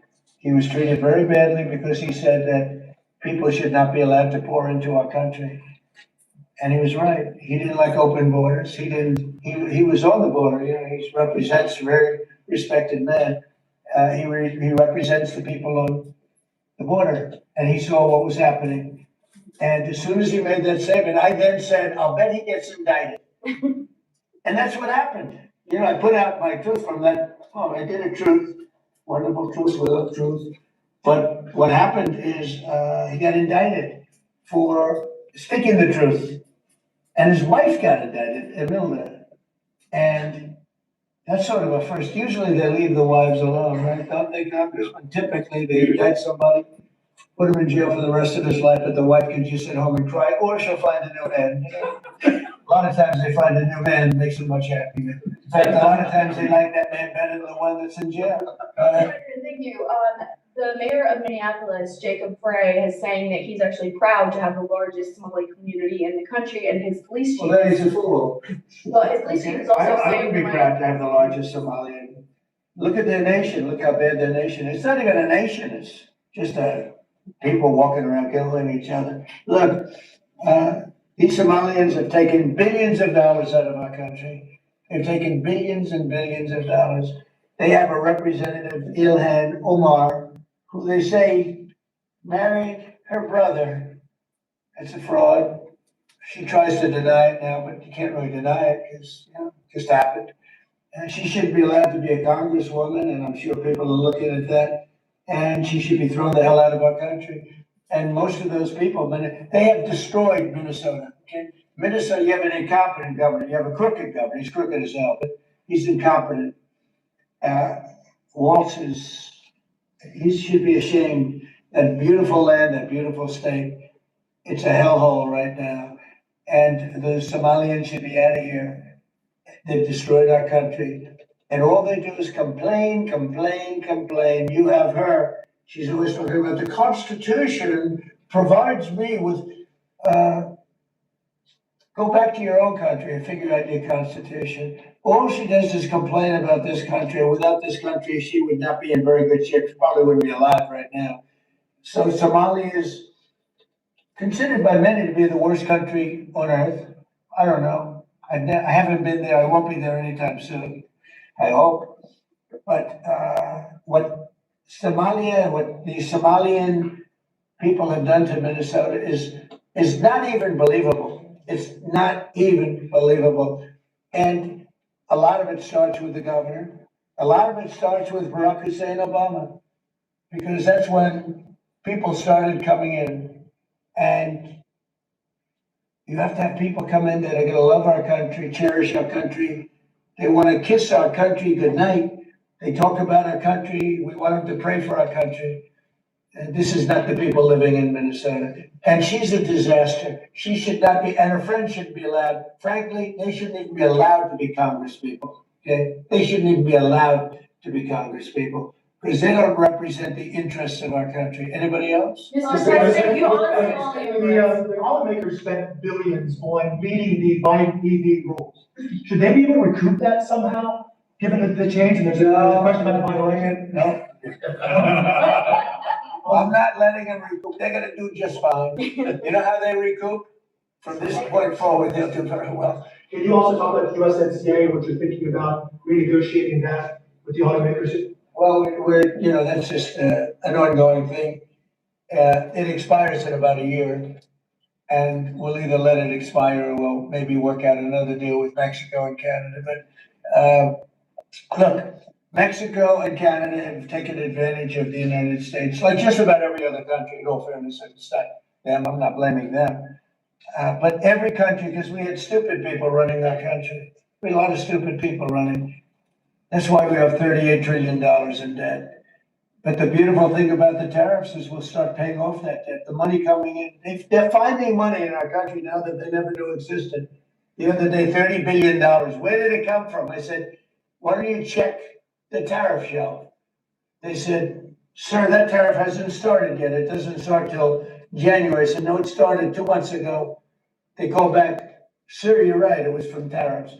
No, we have a whole different country. I hope the Supreme Court, I pray that the Supreme Court understands the importance of the sensible, really, I mean, this would be country threatening if something happened with regard to that. You know, the people that brought that case are bad people. They're very bad people. They hate our country. They represent foreign countries, including China, but they represent, and China's paying us a lot of money now, tariffs, but they represent people that really don't like our country much. And I know some of them, and they're scum. In my opinion, they're scum. They're absolute scum. And they're not suing for any good reason. They're just suing to see if they can stop it because they make money if this country does badly. You know? So, but we're taking in trillions of dollars. We're stopping wars. We have great national security because of tariffs. And then to think that we have to even go and justify this. The reason a lot of these people, I can tell you this, maybe we would have the political people, we wouldn't have these people without tariffs. The people that are up here from Stellantis and Ford and General Motors, great companies, including this gentleman, they wouldn't be here today if we didn't have tariffs. They'd be building their plants in Mexico and other places. They're leaving Mexico and they're leaving Canada. They're leaving because they ripped off our country. They took our businesses away from us. And now because of tariffs, they're all coming back. So it's a great thing. Thank you very much, everybody.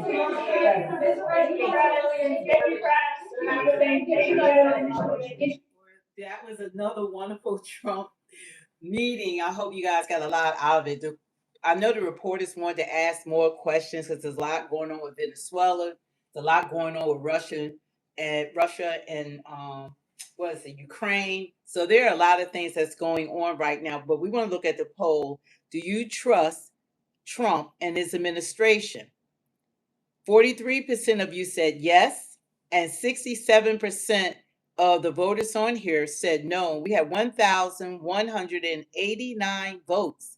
So it looks like the majority of the people in this chat do not trust Trump and his administration. And if there's anybody on here that voted no, because we like to find out and we want people to talk about why don't you trust Trump and his administration? Someone keeps saying never in the chat. It's like never, like you would never. Well, people why? So it was 1,187 votes. So the no's won. And if you trust him, that's insane. He's a common liar. Did you trust and Joe you Biden? know what? But the thing about let the man, we want them They to probably trust Joe Biden. Yeah, but I don't trust anybody in the ministry because they all lie about something. Out of all presidents, he's the one I trust the most because he's honest. I trust the president, MAGA, because he's on ass clown with zero business he has zero business being the president. Okay, I trust Trump. Sister, remember they are all together. MAGA can't stand the contradictions, lie about what's that, CA? California? Yeah, but people have a reason, and that's why this is America, and that's why it's great that we have opinion. Nobody's going to agree with anybody 100% in anything. I do not agree with Trump 100% in anything. We're going to make that clear. Yeah. I most definitely didn't agree with everything that former President Biden had to say, nor Kamala Harris, nor do I agree with everything that's happening currently in this administration. And that's the wonderful thing about it. But everybody are entitled. People, they don't trust them. They don't trust them for many different reasons. The same thing with the Biden administration. But what we like is that we can talk about it and see, what are the things people dislike about his administration. Because one thing I can say about Trump, I could give him, credit for this, is that he shares a lot with us that we're not accustomed to. We have never sat in on open cabinet meetings with any administration in the history of the United States of America. No one has been as transparent, whether we agree with him or not. At least we hear the good, the bad, and the ugly. And we don't have to hear from mainstream media because we can listen to him ourselves. Right. Do you know how important that is? That you can formulate your own opinion because you can listen to what's coming out of his mouth. Like a lot of people, when they're not on the live and then you got mainstream media, they're going to feed the narrative that they want you to believe. So if you're a Democrat, they're going to lean towards more the dislike Democrat, you're Republican, they're going to lean that way. But this way, you can hear it for yourself. And that's why I do the lives. I mean, he's doing what he said he was going to do while running for president. That he's holding truth to his word. Like, closing the border and stuff like that. Like, he's doing what he said he was going to do. I feel like that's pretty. Yeah, people say they're going to declare martial law soon. Nicely tried. He's doing unlawful things. He's awful. No, he's not. Everybody's going. It's fine, but you were able to hear him for yourself. So when you listen to any Trump, when you listen to any other news broadcast, then you heard it. So you can always go to Google. You can always go to ChatGPT. You can always fact check everything yourself. Okay, Scorpio said, I think this is directed at me. They said the question is, what do you want for the country, for your children, and children's children, and put what you want towards what he's doing, not what everyone else thinks. That's facts, bruh. Yeah. So but the one thing that he did do, is the good, the bad, and ugly in every administration. Joe Biden. Every administration, every last one of them. No, none of them are cut. Just cut and dry. Everybody got bull crap. They do. All of them. And we're going to be honest. But one thing that he did do yesterday, if you saw the news broadcast, we were on live yesterday, but that was the following one. And so we would have been back to back. But what he did was that billionaire, I think it's 6.3 billion. Don't quote me, fact check it. I don't know. But anyway, they donated money to go out to 25 million American children. They're going to get $1,000 each, and that's a fund started for them for their future that can grow. By the time they're 18, it's going to be worth hundreds of thousands of dollars. They said by the time they're 35, they're going to really be well off. So that's a beautiful thing. I haven't seen any other presidency that had billionaires that came to invest in the future of American children. So that's positive. So you got it. I'll give him that. He did close the borders. Give him that. Exactly. Because there are a lot of people here that they haven't shown their behinds yet, but give it time. Because we've got a lot of people that should have never entered this country. They should have never been allowed. And guess what? When they came in, they all were put on welfare. Are y'all aware of that? That everyone that came into this country, the 14 plus million, whatever the number is, they were put on welfare. That meant they got health care, they got Social Security, some of them, they got food stamps, they got housing, they got college. Your children are set back because those kids were non-speaking English kids and the teacher got to spend more time. Our kids have been they're dumbing down. So there's a lot of stuff that's going on in this country. Trump, during his administration, they can't fix all of it. But I hope at the end of the day, because it's stuff that we have talked about that we don't like, because we're independent. We're independent. Mala, I'm gonna need proof to that claim that Trump is bigoted, and how you'll pray for us because we support him. I need proof. You know what? The thing about it, I am an independent thinker. And I am an independent voter. I have voted and I have supported the Democrats. I not only campaigned, I was director of publication legislative director. I've done thousands of freaking rallies. I have spoken at congressmen and congresswomen for their rallies trying to get elected. I have sat on executive boards. That's why I love the cabinet meeting, because people don't get to see what it looks like to sit around executive board and give an account to your, give an account to your other constituents. You give an account. So I like the transparency that you get to see how business is done, how government is run. And we're all being educated at the same time, because they know, I don't think any other time they open up the government unless you're involved in that people can see what's going on. But as far as support, people shouldn't be so tied down to either party. Let me say this. Mamala, so instead of being for Trump having the Christian team, were you for Joe Biden and his day of visibility and what he's done, having children around people that aren't even claiming the gender they actually are? Like, come on, you can't pick and choose. You saying you're acting like you're a Christian, but you're for a party that has done everything the opposite of God. And you know what, the thing about it, like somebody, like they said, oh, we're just talking like this for clickbait. You haven't been on this channel, because this is called Speak the Truth 2.0. I'm not beholden to clickbait, and that means I'm not beholden to man. I'm beholden to God. I don't put man, party, whether you MAGA, Republican, Democrat, or whatever you are. I don't care. I don't care. I'm about what's right for all Americans, regardless of ethnicity. I'm about us all doing well. And whoever's going to deliver on that, that's who I am supporting, regardless of party. I don't pray to Republicans or MAGA, nor do I pray to the freaking Democrats. I pray to my Lord Jesus Christ.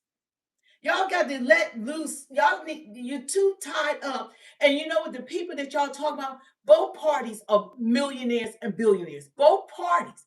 They're not suffering food insecurities. They don't have to worry about their job. Their kids don't have to worry about health care like everyday Americans.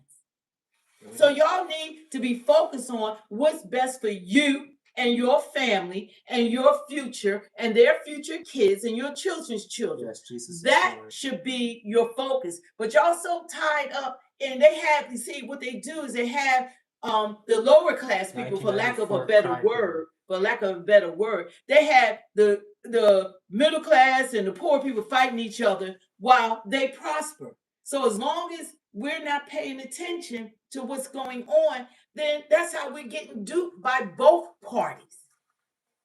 Both parties have been duking us. Yeah.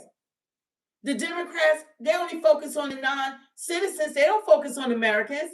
And Trump, he's more international. Why are you going to let Americans suffer food insecurities, 42 million, but at the same time, we gave $40 billion to Argentina, open up them trading the soybeans to China, which hurt our American farmers.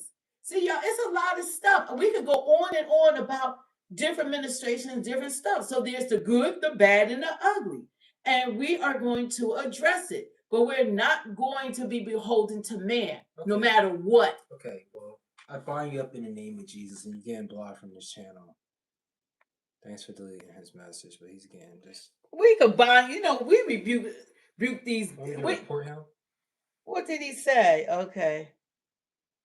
You know what? Only people that know your heart is God. Unless you are God in the flesh, then you don't know what anyone is. And guess what? We don't answer to man. You're in the flesh. You can't be on YouTube and be live if you got complexes and you can't stand who you are. We're the righteousness of God in Christ. That's who we are. And he said, no weapon formed against us shall prosper. And every tongue, that's you, that rise up in judgment, thou shalt condemn. That's our heritage as children of God. That's what he said. The Lord is our host. So you have to be careful. God said, touch not my anointing. And he said, let your light shine before men. See this light? That they may see your good works and glorify your Father in heaven. I have to answer to God, not to you. So what comes out of my mouth is not, clickbait is far from it, because we should have thousands of people on here.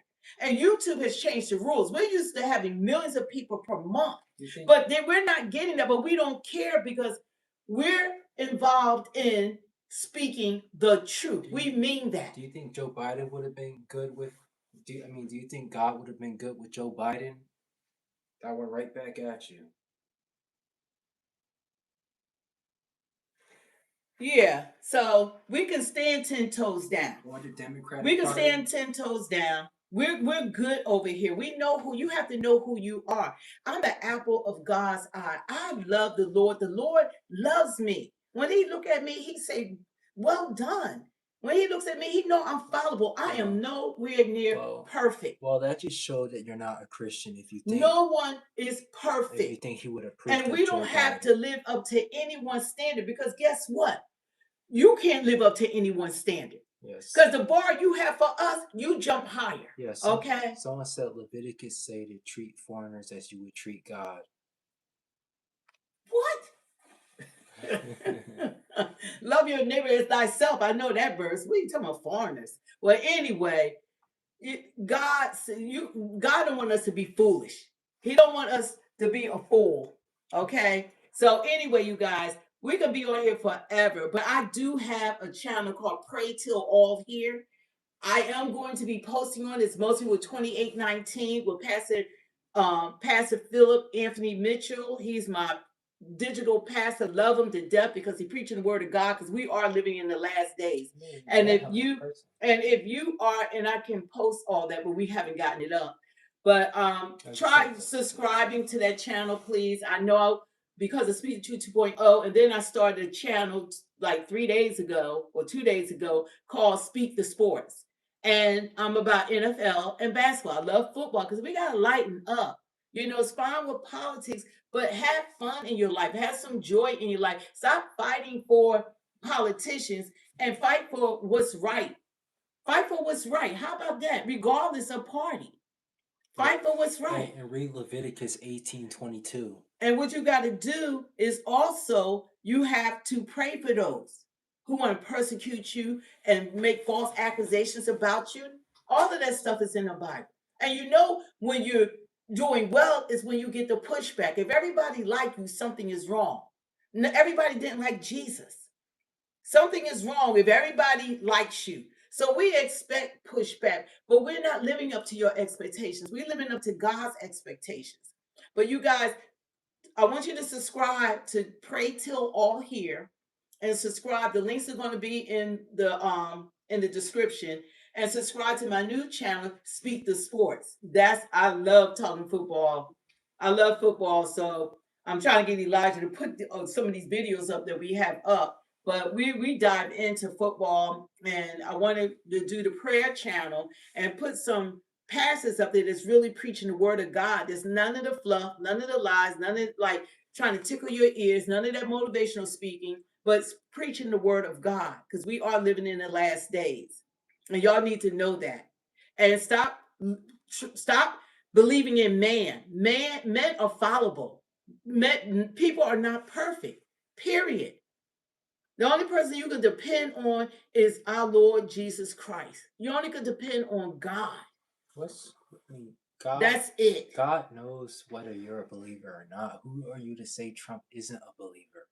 And who am I to say that he is a believer? Only God knows that. Hopefully he'll give his life to Christ before he leaves this earth. He said he don't believe he's gonna make it to heaven. If I was him, I'd be praying every day. So, you know, some people, like God says, it's a narrow road to heaven, because most people are not gonna believe. Most people don't believe. But hell is real, heaven is real, the lake of fire is real, angels are real, and demons are real, the devil is real. All that stuff is real. All that stuff in the spiritual realm that we can't see that's happening around us, it's all real. It's real.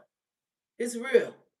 So you need to get your life together. God wants everyone to be saved. Yeah. Everyone. Brianna said one of our moms, she said, LOL at all these people coming to hate, but you preaching scripture. That's right. They say you got to just preach the word of God. You can't, the word is sharper than any two-edged sword. You can't fight the word of God no matter what you do.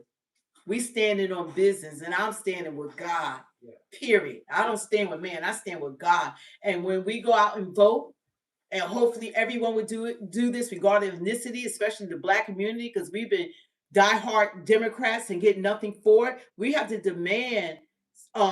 We have to make demands for our votes. Don't just give your vote away. Your vote is powerful. Make sure they're doing something for your community, doing something for your life. Don't just we're straight down ballot. You know how many years I did that straight down ballot Democrat? Didn't look at the independent candidates, didn't look at the Republican candidates, just straight down. And all they did was give us some what is it? Just people just twerking and stuff. No policies, no John Lewis bill passed, no George Floyd bill passed, no anti-hate crime bill passed, nothing, no reparations passed, nothing. I mean, nothing. Nothing. And we go souls to the poll. Let us march to the polls. Not, no, dog. Not anymore. They got to earn my votes now. Clearly don't watch regardless of party. You clearly don't watch our streams, man. I mean, like, to say that, you clearly don't watch our streams. You can believe what you want. You don't have to address people. They're not on here. They're on here. They see that we really do try to be neutral, focus on the truth. The truth is the truth. And we're not here to try to impress it. We just want what's best for all of us. What's wrong with people? Y'all rather argue than have what's best for you. Trump is not Jesus Christ, and neither was Biden. You know, there only was so much that they can do. But you have to make demands of your politicians. You can't just sit back and get something as valuable as your vote away. Let them earn your vote. You can't just say anything to me. You have to earn my vote. You got to look at who's running from the president when those elections come to your congressmen, to your senators, to your governors, to your mayors in your cities, to your councilmen, to your school board. You have to look at everyone, even the people that's governing over your children. How the person said, you just lied about immigrants getting free college. They have been getting college. They've been enrolling in our colleges. They might not be, Trump is getting them out now, but yeah, they came in. You don't think they're in our schools? Really? You don't think that 14 million people came in? They were put immediately on welfare. You know they came in homeless, right? They didn't come in with cars and houses and bank accounts. They came in with nothing, right? Who took care of them?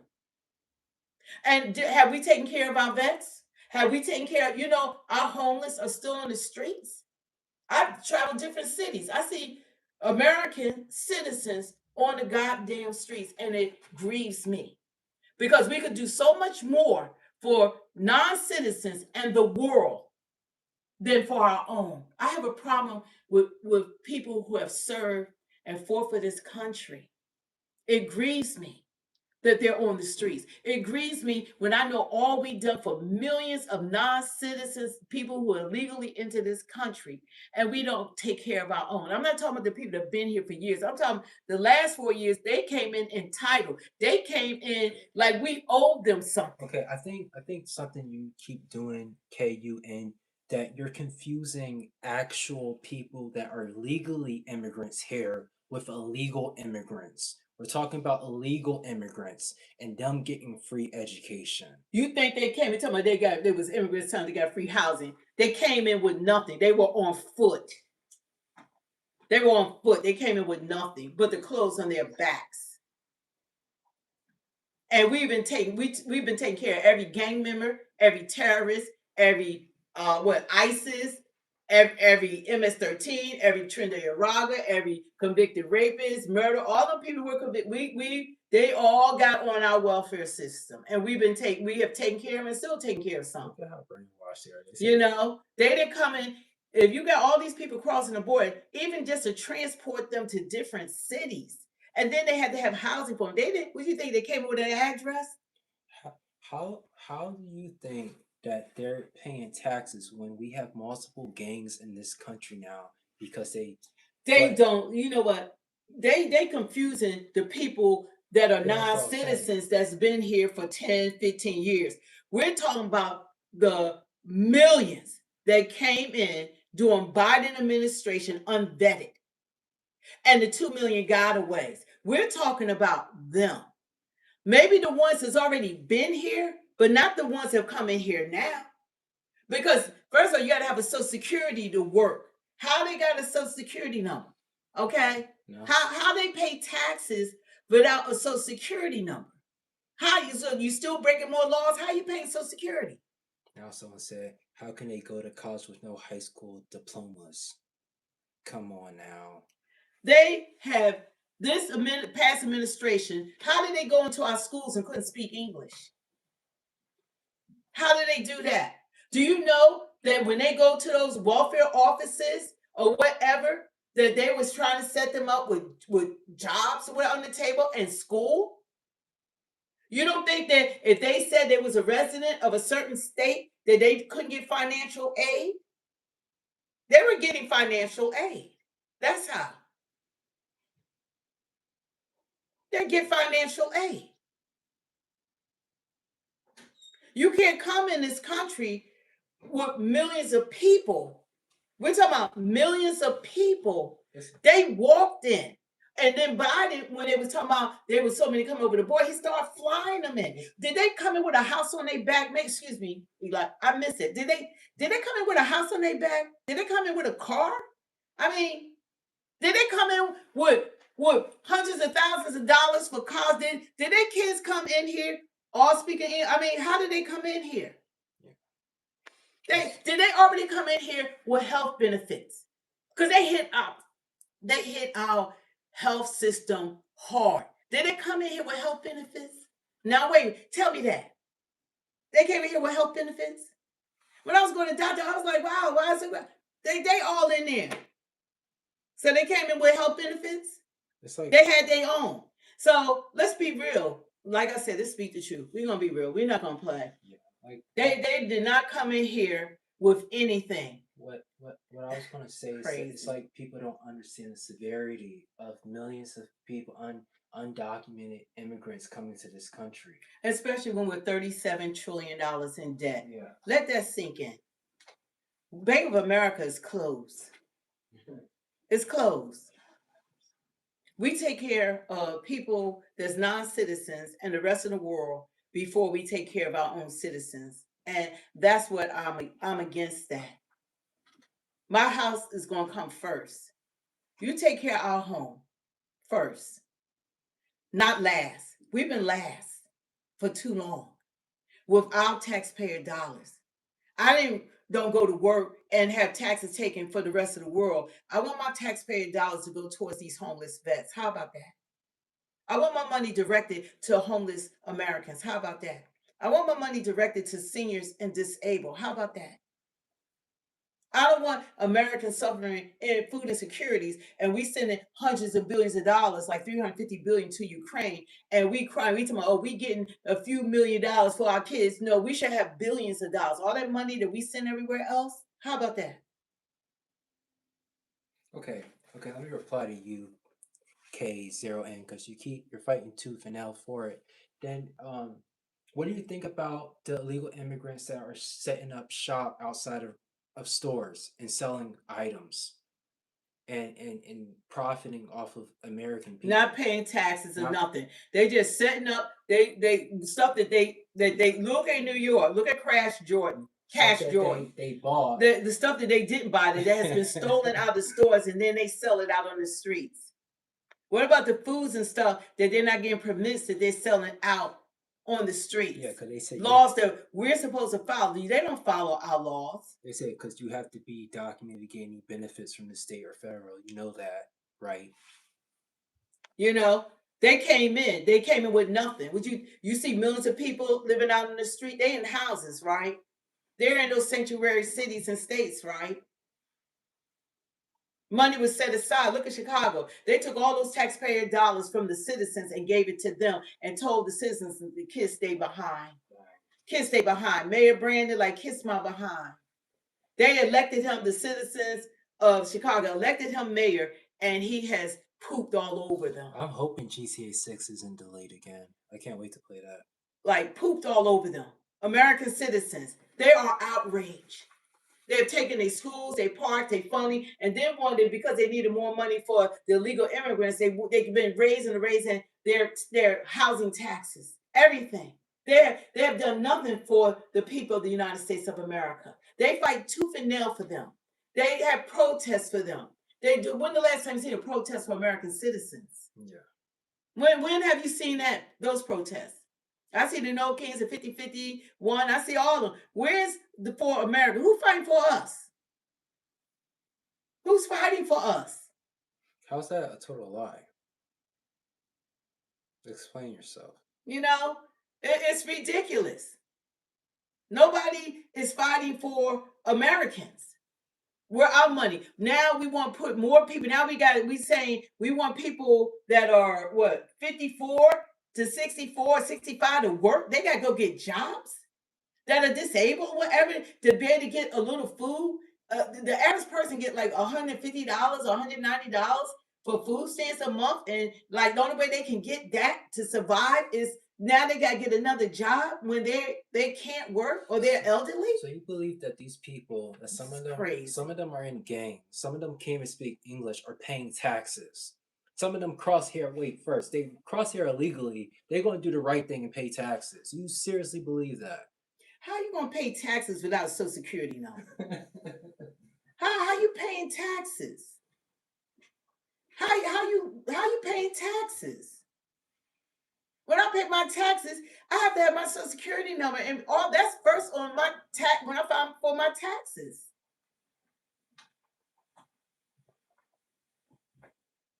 There's a lot of illegal stuff going on in this country. And people make excuses. So you can't be American fighting this. Whoever that is, you must be illegal saying you pay taxes or something. But that's not 14 million people. Because I can't see how American is talking about they pay. No, they draining more from us than we're getting back. It's not an even toll. Like, look at the billions in bill. We're gonna spend $1 trillion on them. How about that? How you gonna come in homeless with no health care? And they raided all the hospitals and all the doctor offices, and they have to take care of them. You know how much it costs to go to a doctor or to the emergency? And they're doing all kinds of surgeries. You know, it's hundreds of thousands of dollars if you just spend a few days in the hospital. Come on now. We want immigrants. And there's a process like every country in the freaking world. No. We don't want an influx of people coming in undocumented. That's not good for us. And could we, let's stop here. Could we afford it? $37 trillion in debt, and we're going to take care of non-citizens, and we're not taking care of our own? Make it make sense. No. No, go to China and let China see they're going to take care of you over their Chinese citizens. Go to Russia and see if Russia going to take care of you over their Russian citizens. Oh, thank you. Thank you. No, Gen X. See, the thing about it is they're being paid under the table, is what you have to realize.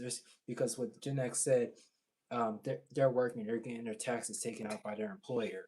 I'm saying they're being paid under the table if they are working. How are they going to get under their table when you got to show where you're earning? You got to file income tax. You got to have a Social Security number. So that employer is not hiring American. That's what come when Biden was in office. Less Americans were getting jobs. But they get cheaper work from them. Yeah, they were taking jobs from American citizens.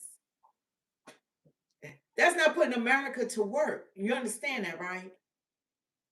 We're going to have people come in, take jobs, and get all the benefits and get under table money while we support them without taxes. That was a beautiful thing for them. Beautiful thing. And then we had 4 more years of Biden and Kamala. We wouldn't have survived it. With the open borders, Russia would have been shitted on Ukraine. That's a fact. All the stuff that's going on in Gaza, this world would be crazy right now. Our country would be imploding right now. But because they don't trust, Trump is like, look, Trump will get them. You're not playing with them. Now they said, but you don't want to pick berries and crops in the fields. They had everybody not picking berries and freaking crops. They're going to have robots to do that. They were doing it before they came into the country, and they'll do it after they leave the country. You think that all these hundreds of years that people haven't been doing it, or since they came in, it's been getting done. You know that, right? And they're not just picking crops. That's what y'all think. No, they running freaking businesses. They got loan businesses. They're getting hundreds of thousands of dollars worth of loans. They can fly without showing ID. You can't do that as an American citizen. A lot of stuff been given to them. Y'all think they picking crops for real? No, they got real freaking They even got some of them got union Yeah, jobs. someone said, who actually thinks the immigrants we're speaking of are out there picking crops? Those are called seasonal farm workers, and they're still doing their job. That's right. Exactly. Thank Y'all you. are confused. They are. Everybody think that you got it ain't 14 million farms. They ain't got 14 million people picking crops, y'all. It's not like that. It's not like that. No, they have jobs. They have landscaping, housekeeping. Go to your hotels. Go to gas. Go anywhere. They're not just picking crops. And like they said, they have seasonal workers that do that. And it's been done all these years. And it'll continue being done. And right now, it looks like robots, AI is going to replace the jobs we do have in the next few years. So y'all just hold up. So we're going to have less jobs for Americans on top of illegal immigration.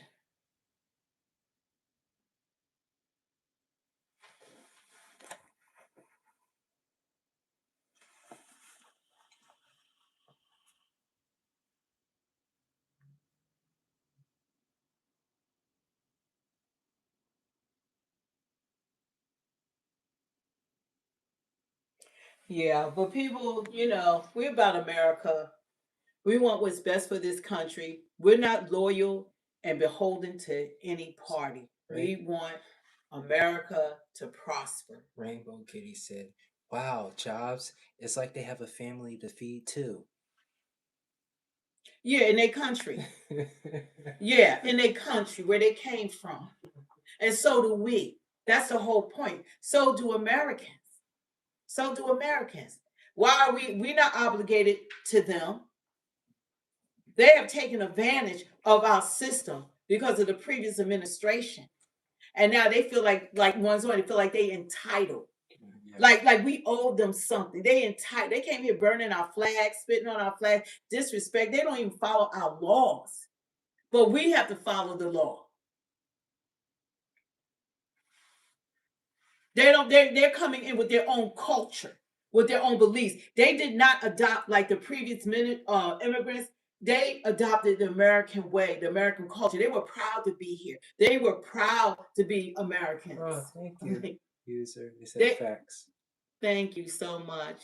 What's their name? User, and there's a bunch of numbers. Thank you so much. But we have to really realize what's actually going on here. And I think we lose sight of everything. But the people that are here are not the ones that used to, came here and loved America and they wanted to learn how to be American. These people come in now. If they came from a communist country or socialist country, they bring it their ways here. Okay, Jazz, you tell me then. Am I entitled for caring about the safety of my fellow American citizens and the safety from these gangs that are doing horrendous stuff and the safety from these illegal immigrants that have killed people and raped people? Am I entitled because of that? You heard what they said? What? No. They said it won't prosper if you attack poor people. They're not taking advantage of anything. You sound entitled. Said what? They said it won't prosper if you won't attack poor people. They're not taking advantage of anything. You sound entitled. They don't belong in the country without going through the process. You're supposed to get your certificate of naturalization. That's in any country. That's any country. Because we had people that wanted votes, and that's why they opened it up to people to migrate to this country. They were looking for another voting party to retain power. That's what the Democrats were attempting to do. And the Democrats still want to make them citizens because that's a whole nother voting block. That was intentionally done.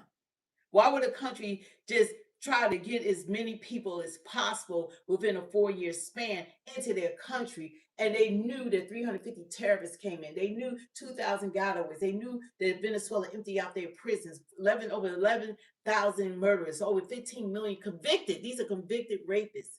Trinidad Rock, I never knew that name. MS-13, ISIS, cartel. Everyone is here now. They're here.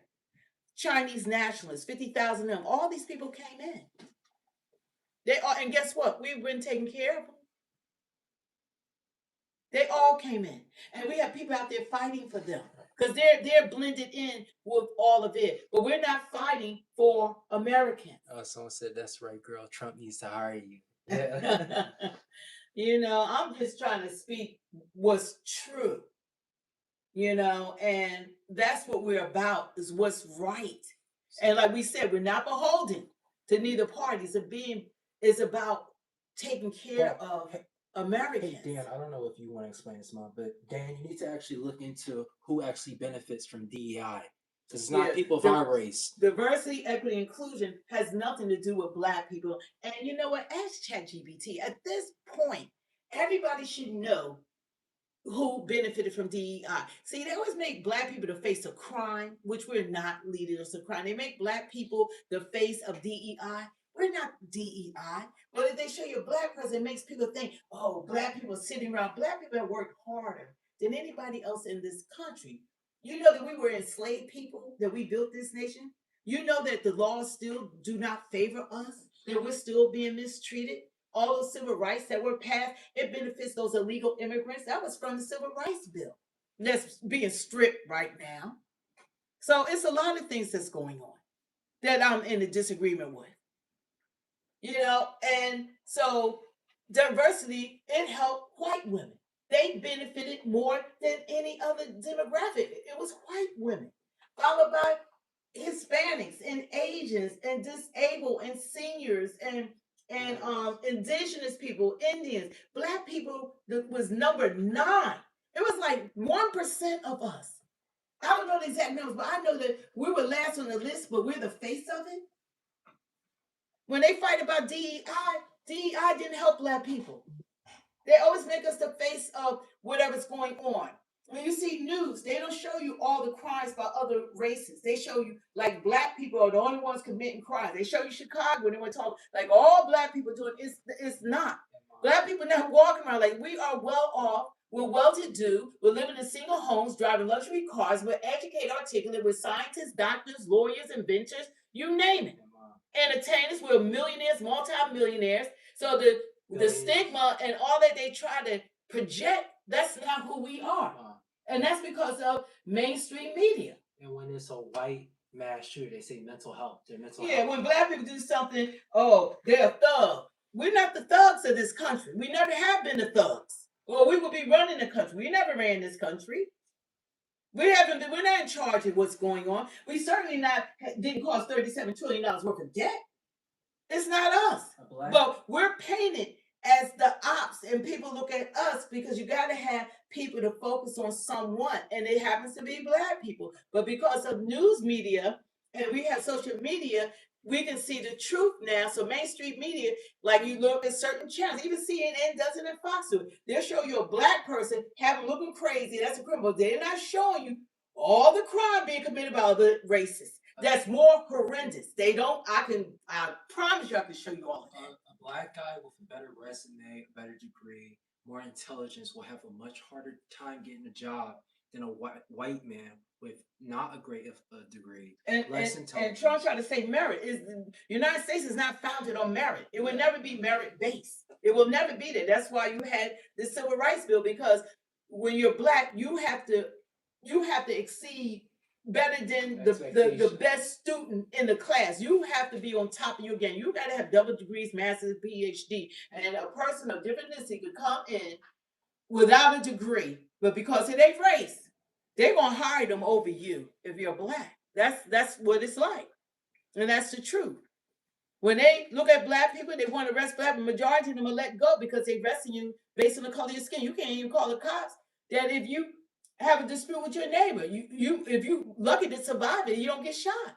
So it's a lot of stuff that's going on because of the stigmas and the lies that continue to be put on Black people when we are the ones that the world follow. They copy our style, our swag, Black Americans, our music, everything we do from rock to country to R&B, all that. All the swag, everything, a lot of inventions, all they try to hide it came from Black people. American identity has a lot to do with Black swag. Everybody trying to dress like us, talk like us, wear their hair like us, everything.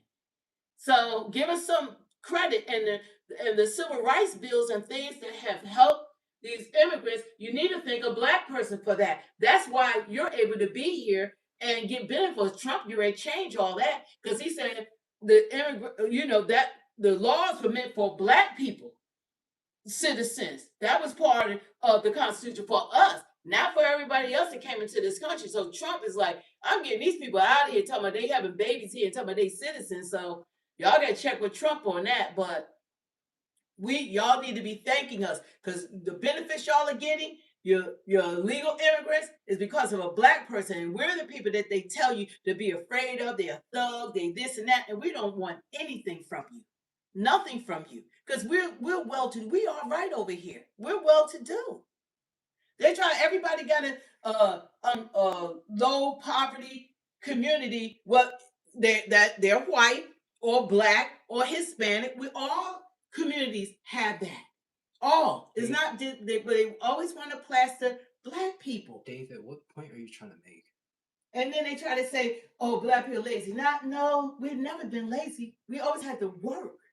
We've always had to work. But they take that pocket of people. The only state they keep going to say they could go to is Chicago. They don't talk about nowhere else about black people out of the 50 states. 50 states. It's not all of us at all. So anyway, you guys, I gotta go eat. God bless you, Endure. Who else was the moderator that was on here? Thank you to all the moderators that was on here, especially Endure. We love you. Thank you so much. And what's their name? I can't say. Brianna or Brianna. Thank you so much. Thank you so much for Endure and Brianna. Yeah, for supporting us. But like we said, we got to do better as a nation because we're going to need each other. You think you don't need one another? We need each other. Look what someone said. What? Speak your mind on your channel. I argued at first, but now I'm understanding. Wow.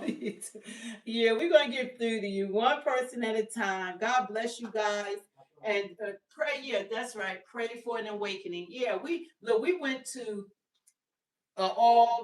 we went and traveled just for prayer with 2819. 60,000 of us got together and we prayed for this nation, for the country, for just to pray. We came from all over the world to just pray. No entertainment. The only star and only hero was Jesus. That's it.